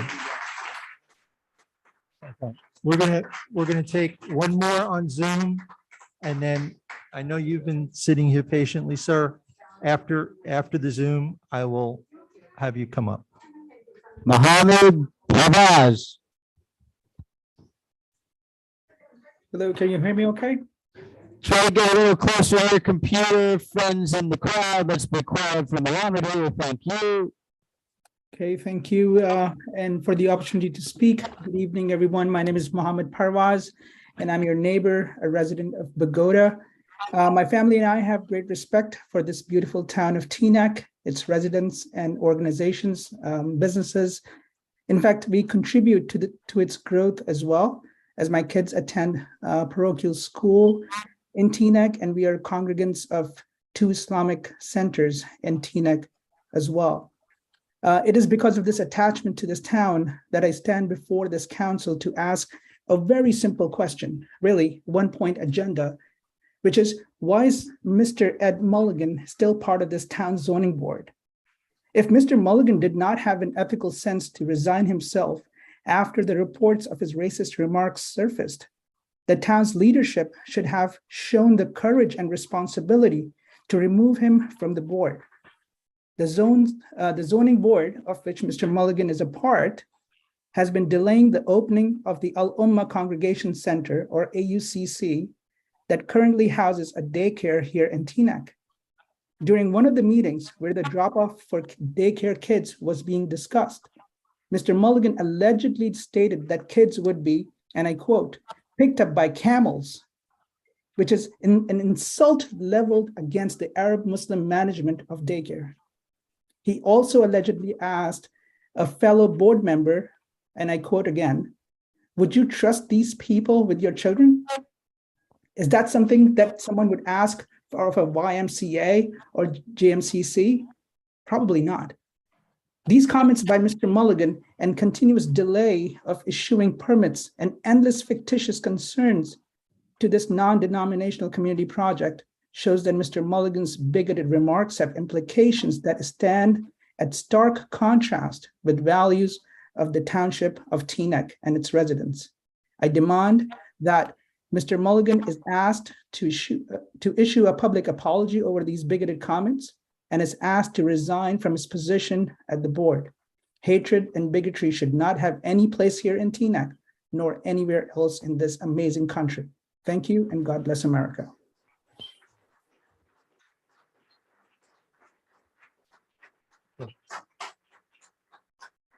And this will be our last speaker, and then we'll make comments. Thank you. Thank you, Mayor Dunlevy. Dunleavy, Yeah. Council, Board of Council, in this beautiful town of Teaneck, which my name is Muhammad Dawood. I've lived here in Teaneck for the past 50 years. I went to Thomas Jefferson. I graduated Teaneck High School class of 76. There's something distinct I remember when I was in Teaneck High School, and that is indifference is worse than the crime. Now, yes, this BJB and Hindu Tavar is very naive and very ignorant and very racist. But I noticed something, and that is indifference. Not only on the people over there in India, but the people here. We could do something about it quite easily. It's right in front of our faces. Boycott. We have stuff here in America that says made in America, made in Europe, made in China. But because of their indifference to the hatred around them in India, we could say, look, Teaneck will be the first town and county, Bergen County, that will boycott goods coming from India. Now, as a Muslim American, I remember Dr. Martin Luther King said one thing, or maybe he said a couple things. But when you patronize hatred, it grows on you. And when you play that indifference like it's not there, it also is like a cancer. We could do better, though I do respect this person who came and said these awful things that he said, but he has in America a right to say what he had to say, even though we disagree. Equal rights, human rights, justice, due process of law. I've sat as a chaplain myself. I sat in front of a lot of people and an author. I've written a book about a lot of people and a lot of organizations that's based on hate and good. We simply just don't have to buy their goods. We just simply have to get their names and corporations that they push to sell their goods here in America. If we really do care and we really don't really like these people for treading on our rights, then we should just say, we're not going to buy your goods anymore. And that's really, I think, the solution. We can scream and say, oh, this person is bad or whatever, but we can also say, look, I'm not going to buy your product. And I think that will get their attention over there in India quite quickly. Thank you very much. Thank you.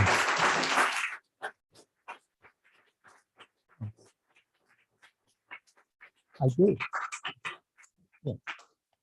Okay, so we're going to close good and welfare now. And what we'll do is I will ask my council colleagues if they want to make any comments, and I'll make my final comment and we'll move on. Councilmember Pagan. Thank you, Mr. Mayor. Before I address some of the questions and comments made by our residents tonight, I'd like to wish Clarence Barnes a speedy recovery. Clarence is a very important part of our family here in City Hall and across Teaneck, and we hope he feels better very soon. Please, everybody, keep Clarence in your thoughts and prayers. I would also like to thank our auditor, Dan DeGangi, for his presentation and for taking our questions. His fiscal data is proof positive that Teaneck Township is being run efficiently and that our fiscal future continues to look very bright going forward. As for areas in need of redevelopment, we just received a letter from New Jersey Lieutenant Governor Sheila Oliver saying that Teaneck is doing a good job in the way it pursues progressive, responsible development. And I used to work for Sheila Oliver many years ago when she was an assemblywoman, and she knows what she is talking about when it comes to redevelopment. Regarding Stop and Shop, please don't believe any of the misinformation out there on social media. This is a project that is in the very beginning stages of being discussed. Everything we do on council is in consultation with neighbors and residents, and that is the same case here.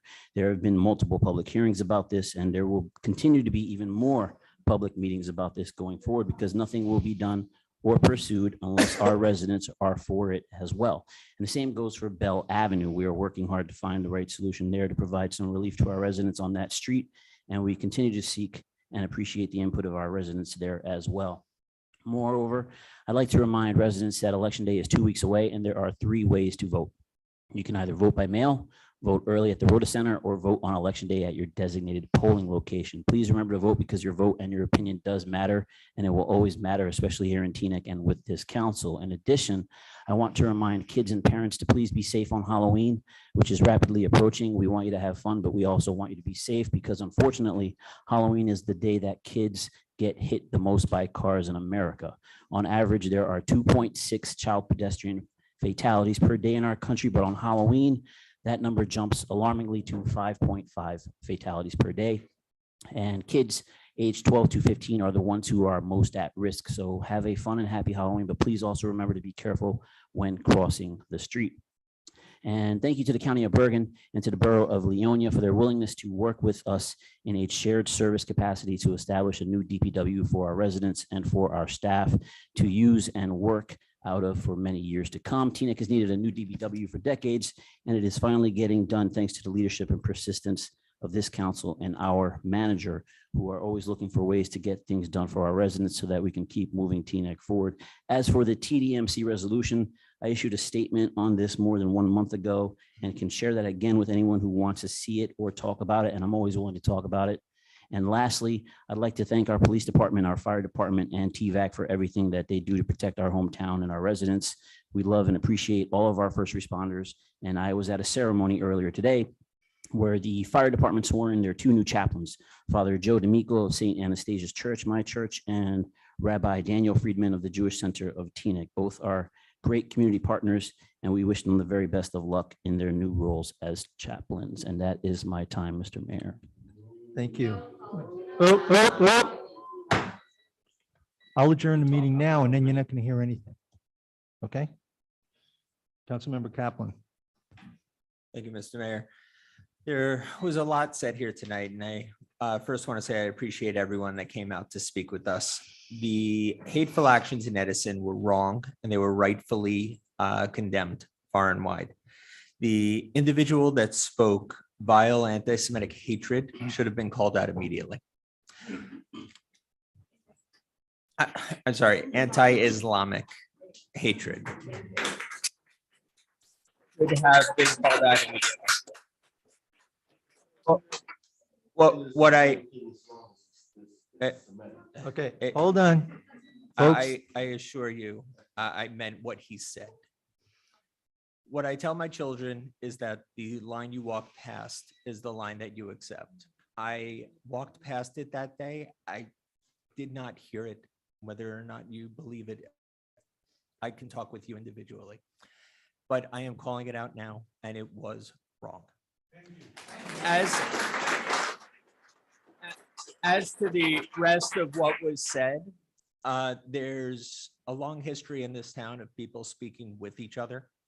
I think we should continue that. I've always made myself available to residents. If anybody wants to reach out to me, you have my phone number, you have my email, please do so. We have a lot more that binds us than divides us. And a concept I've learned from my Christian neighbors is the concept of grace, where if something was not done right the first time, you can get a little bit of leeway to make it right. So I hope we can come together and have those conversations. Thank you very much for coming out.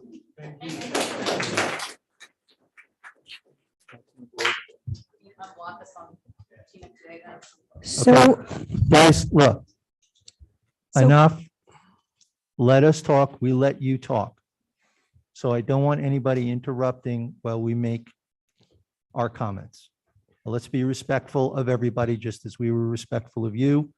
I let some people run over because they thought there was an important statement to be made. I want the same respect given to the council members to make their comments. Thank you. So bear with me.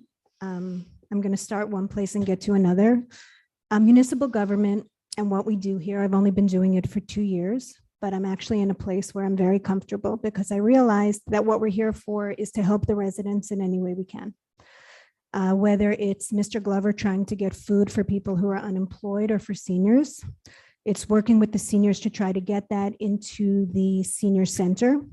It's working tonight on health benefits for the township workers because the state changed all the laws and we want to make sure that taxes don't go up to pay for what their rightful protection. It was honoring a priest and a rabbi today who became the chaplains of the fire department because the firemen in town really need someone to turn to when they see horrific things.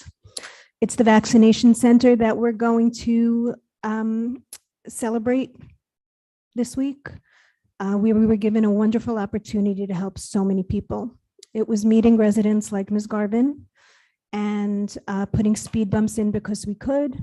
And it was meeting a resident last week in front of the senior center on East Cedar Lane and lowering the speed limit there because cars are going too fast. He was speaking to people about cannabis for 90 minutes today because they had concerns about where it might open.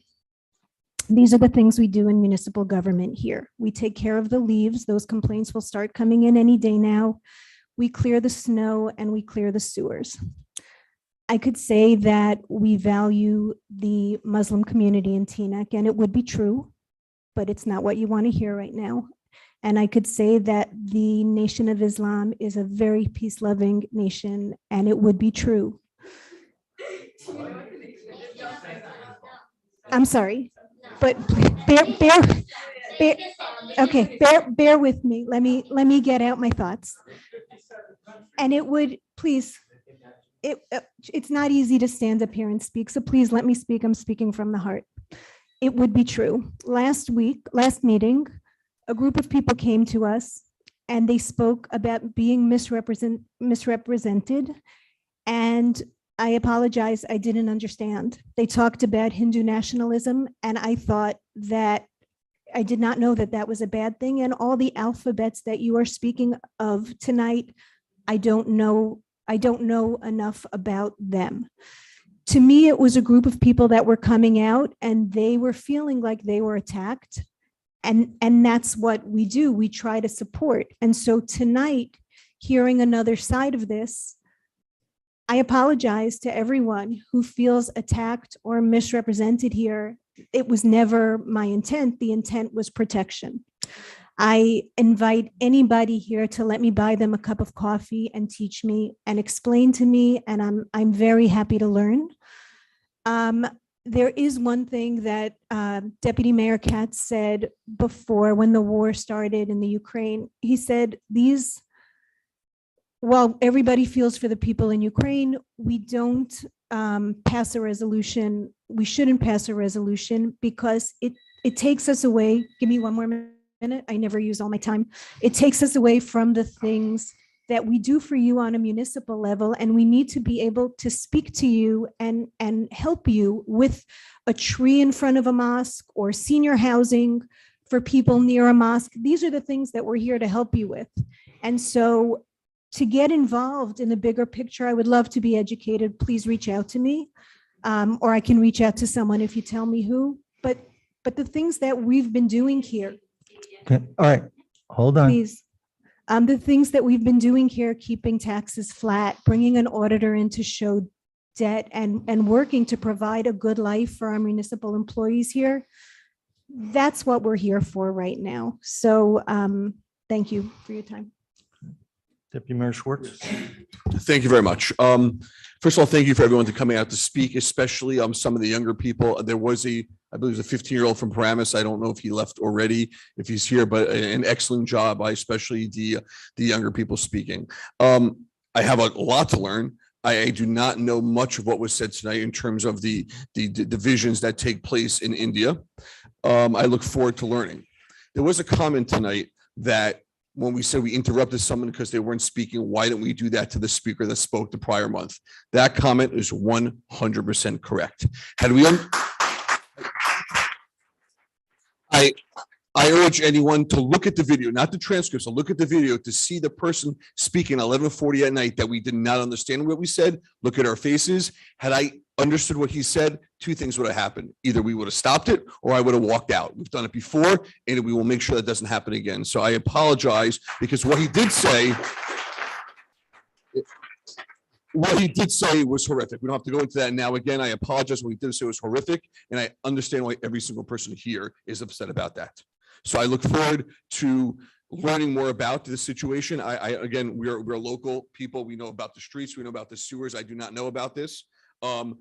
Ms. Hall, thank you for your comments about safety. And I know you know the manager's information. If there's any threat of safety, if our mosque needs additional police coverage, Lord knows we do this when there's additional threats to other religious groups. We increase our coverage, police coverage. If that's needed, you have the support of this township council for any safety concerns whatsoever. I've already reached out to my friend Yazin Al-Kayani, who is going to already start teaching me some things about what we said, and I look forward to learning more about that. I could go on and talk about the other matters in town. That's not what everyone wants to hear tonight. I'll just briefly touch on those by saying we have many more months, many more years of meetings. Those were plans that were schematics as part of a settlement. Not schematics is not the right word. Those were part of ideas that we look forward to hearing from the community, going forward with those after we have community input. It's a long road. The master plan specifically discusses the upzoning of Cedar Lane, specifically discusses the parking lots. You can read it. It's the 2007 and 2017 version. I look forward to meeting with the neighbors over the next few months and having those meetings on a one-on-one and group basis, so we continue getting the right product before we get any product. So again, thank you very much. I won't take up anyone else's time. My number is on the web if anyone else wants to reach out to me as well. Thank you. Business. Can I have a motion to extend the meeting to 12:15? Second. Okay. Deputy Mayor. So first, thank you also, Rodney Glover, for your food donations. I think that's fantastic. As far as the speed bumps, I do want to recognize the manager and the police department for putting them in on Columbus and Tryon. I've been getting a lot of positive feedback as well as tonight. The only request is if we can just explore the signage on Columbus. Maybe we could thin it out a little bit as opposed to having 7 signs. Maybe they can reduce it. That's some of the feedback. As far as Stop and Shop, listen, we embarked on the Stop and Shop journey because of 3 reasons. It turned into, originally it was 2, and then it turned into a 3rd. The first one is that we wanted to make sure that Teaneck had a supermarket, and we were hearing that Stop and Shop was looking to possibly move. The idea was that it was too small of a supermarket for the current size and too big of a supermarket for like the Trader Joe's, Aldi type of sizes. So it just wasn't working. And we wanted to jump on that. The second is about 2-3 years ago, we had a developer come in that wanted to redo an empty parking lot on Cedar Lane. There's not too many empty ones there, not a municipal lot, a private lot. And his problem was that he had no parking. And that's a problem with anyone who was going to do anything on Cedar Lane. So parking is an issue. So the people that want to see Cedar Lane fixed up and changed, because it's been looking the same since 1940 something, although many different stores and a lot of great merchants, there are also some vacancies. Parking was an issue. And then the third is the Bell Avenue drainage situation. And I really like what Mr. Brown said, and I'm hoping that he has a front row seat at the table. But we need to fix the Bell Avenue drainage, but the reality is the price tag is very expensive. And this was an opportunity to try to kind of get the developer to do that as well, so that the taxpayers wouldn't have to pay and that the residents there would benefit. As it was mentioned, and we don't have to keep mentioning it, you know, there's one group of people that are trying to scare the residents to make it sound like this is a done deal for political purposes only. It's not a done deal. It's not even close to a done deal. Okay. Thank you. All right. Next. Okay.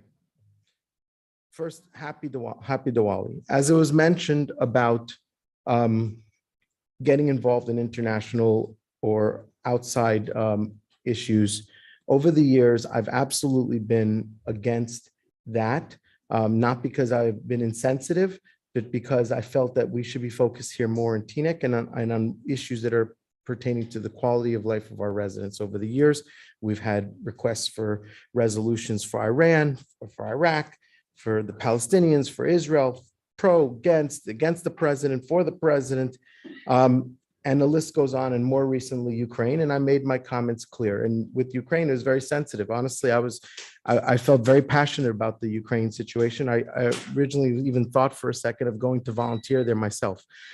Cheryl Hall, I think, really touched me when she made a comment. And Cheryl Hall, people that know her, she's a person that runs after peace.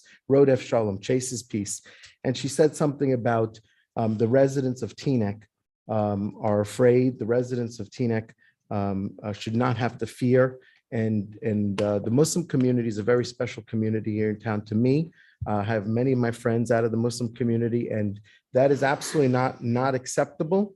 And that is something, as Deputy Mayor Schwartz mentioned, that the manager will absolutely make sure that every single Muslim in Teaneck feels comfortable and feels safe.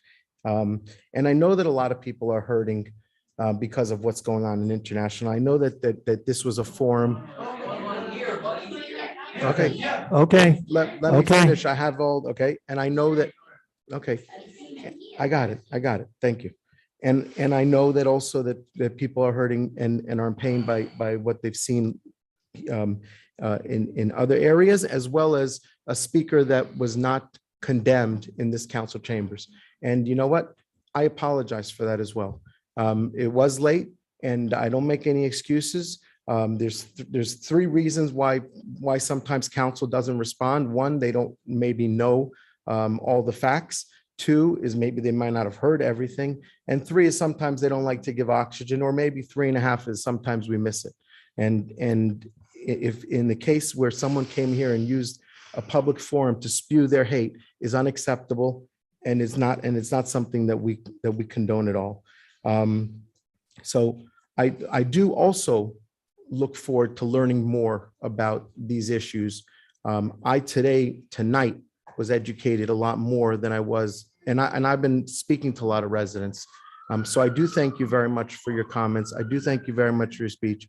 And I do apologize for anything that I've been involved in that might have caused anyone any hurt or pain. So thank you.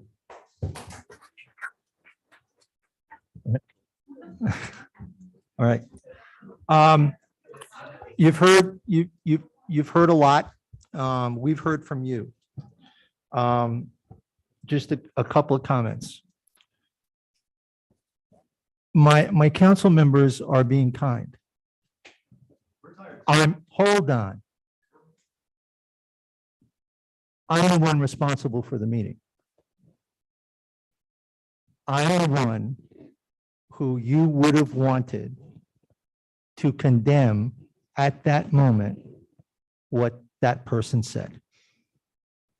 You're absolutely right. Here's my angst in running a meeting in the United States of America. As foul as that was, we're all here, and I think you said it, sir. They have a right. In something, yes, they do. They have a right. Now, wait. Listen. That doesn't mean we agree. That doesn't mean we think it's not terrible. That doesn't mean that we don't condemn it. And if you saw my statement, I spoke out and condemned what he said. I didn't do it specifically, but I condemned what he said. And I'm sorry for not doing something at that point in time created even more of an issue than what should have been, okay? But that's on me, all right? We were getting messages from people condemning the town, not TDMC, not the Muslim community, not the Hindu. They were saying the town did this, okay? And I had to, as mayor, make a statement, making it clear that what went on was not the town. And that in the end, we all have to be sure that the things that we say are correct in those environments. Now, since that time, if anybody knows me well enough, I put myself through school in terms of what is going on in India. And I have 2 staff members who have family there. And they educated me. And educated me on the difference between, obviously, the Hindu religion and I'm going to probably mispronounce the group, Hindutva. Okay. Who have almost nothing to do with Hinduism, except they want a monotheistic India. But they want to do it in an oppressive, discriminatory, awful way. Okay? I understand that, and we condemn that. That's not what TNEC is about. That's not what we're ever about. Those of you who know me know I was the one who wrote the resolution here about hate has no place in TNEC. But what we have to do here now is to do some healing. And I said, we have to have dialogue over talking at people. We have to learn to understand each other. Hold on. Learn to understand each other. And we have to be able to make you feel you're represented, okay, in your council. So what I'm going to propose is this. I want to meet with members of the Muslim community for the purposes of them working with us to write a resolution specifically in regards to the issues that you're having, that your family's having, so that you know that this town stands with you. Yeah. Hold on. Well, if that would have worked, why wasn't that given to us first? Why weren't we? I never was sent to me. It was never sent to me. It was never sent to me. All right? So I want to, that's what I'm asking for. Okay? Because we're not gonna get anywhere with, we know there are parts of this that we did wrong. Hold on. This isn't a conversation. Okay? At this point, it's not a conversation. We're trying to help make this right for the people of Teaneck. All right?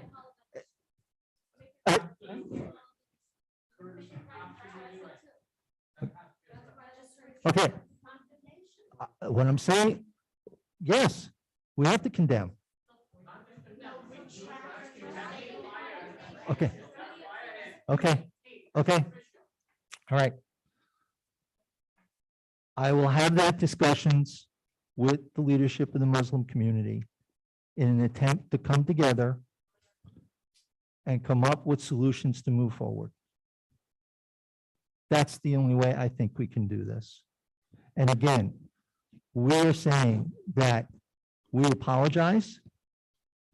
We condemn what's going on and what the Hindu Tuva does. We think it's terrible. And if you're here being frightened, we have to know about it so we can help. All right?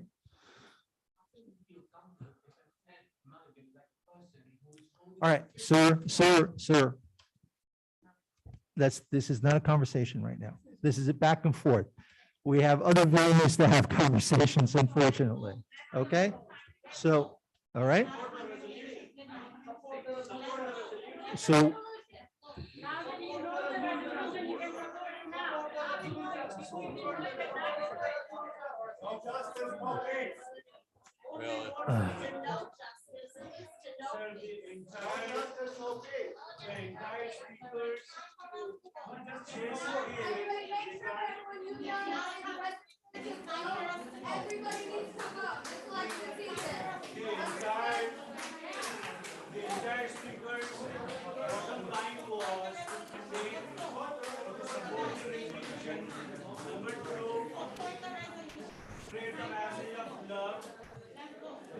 Thank you, everybody. Thank you.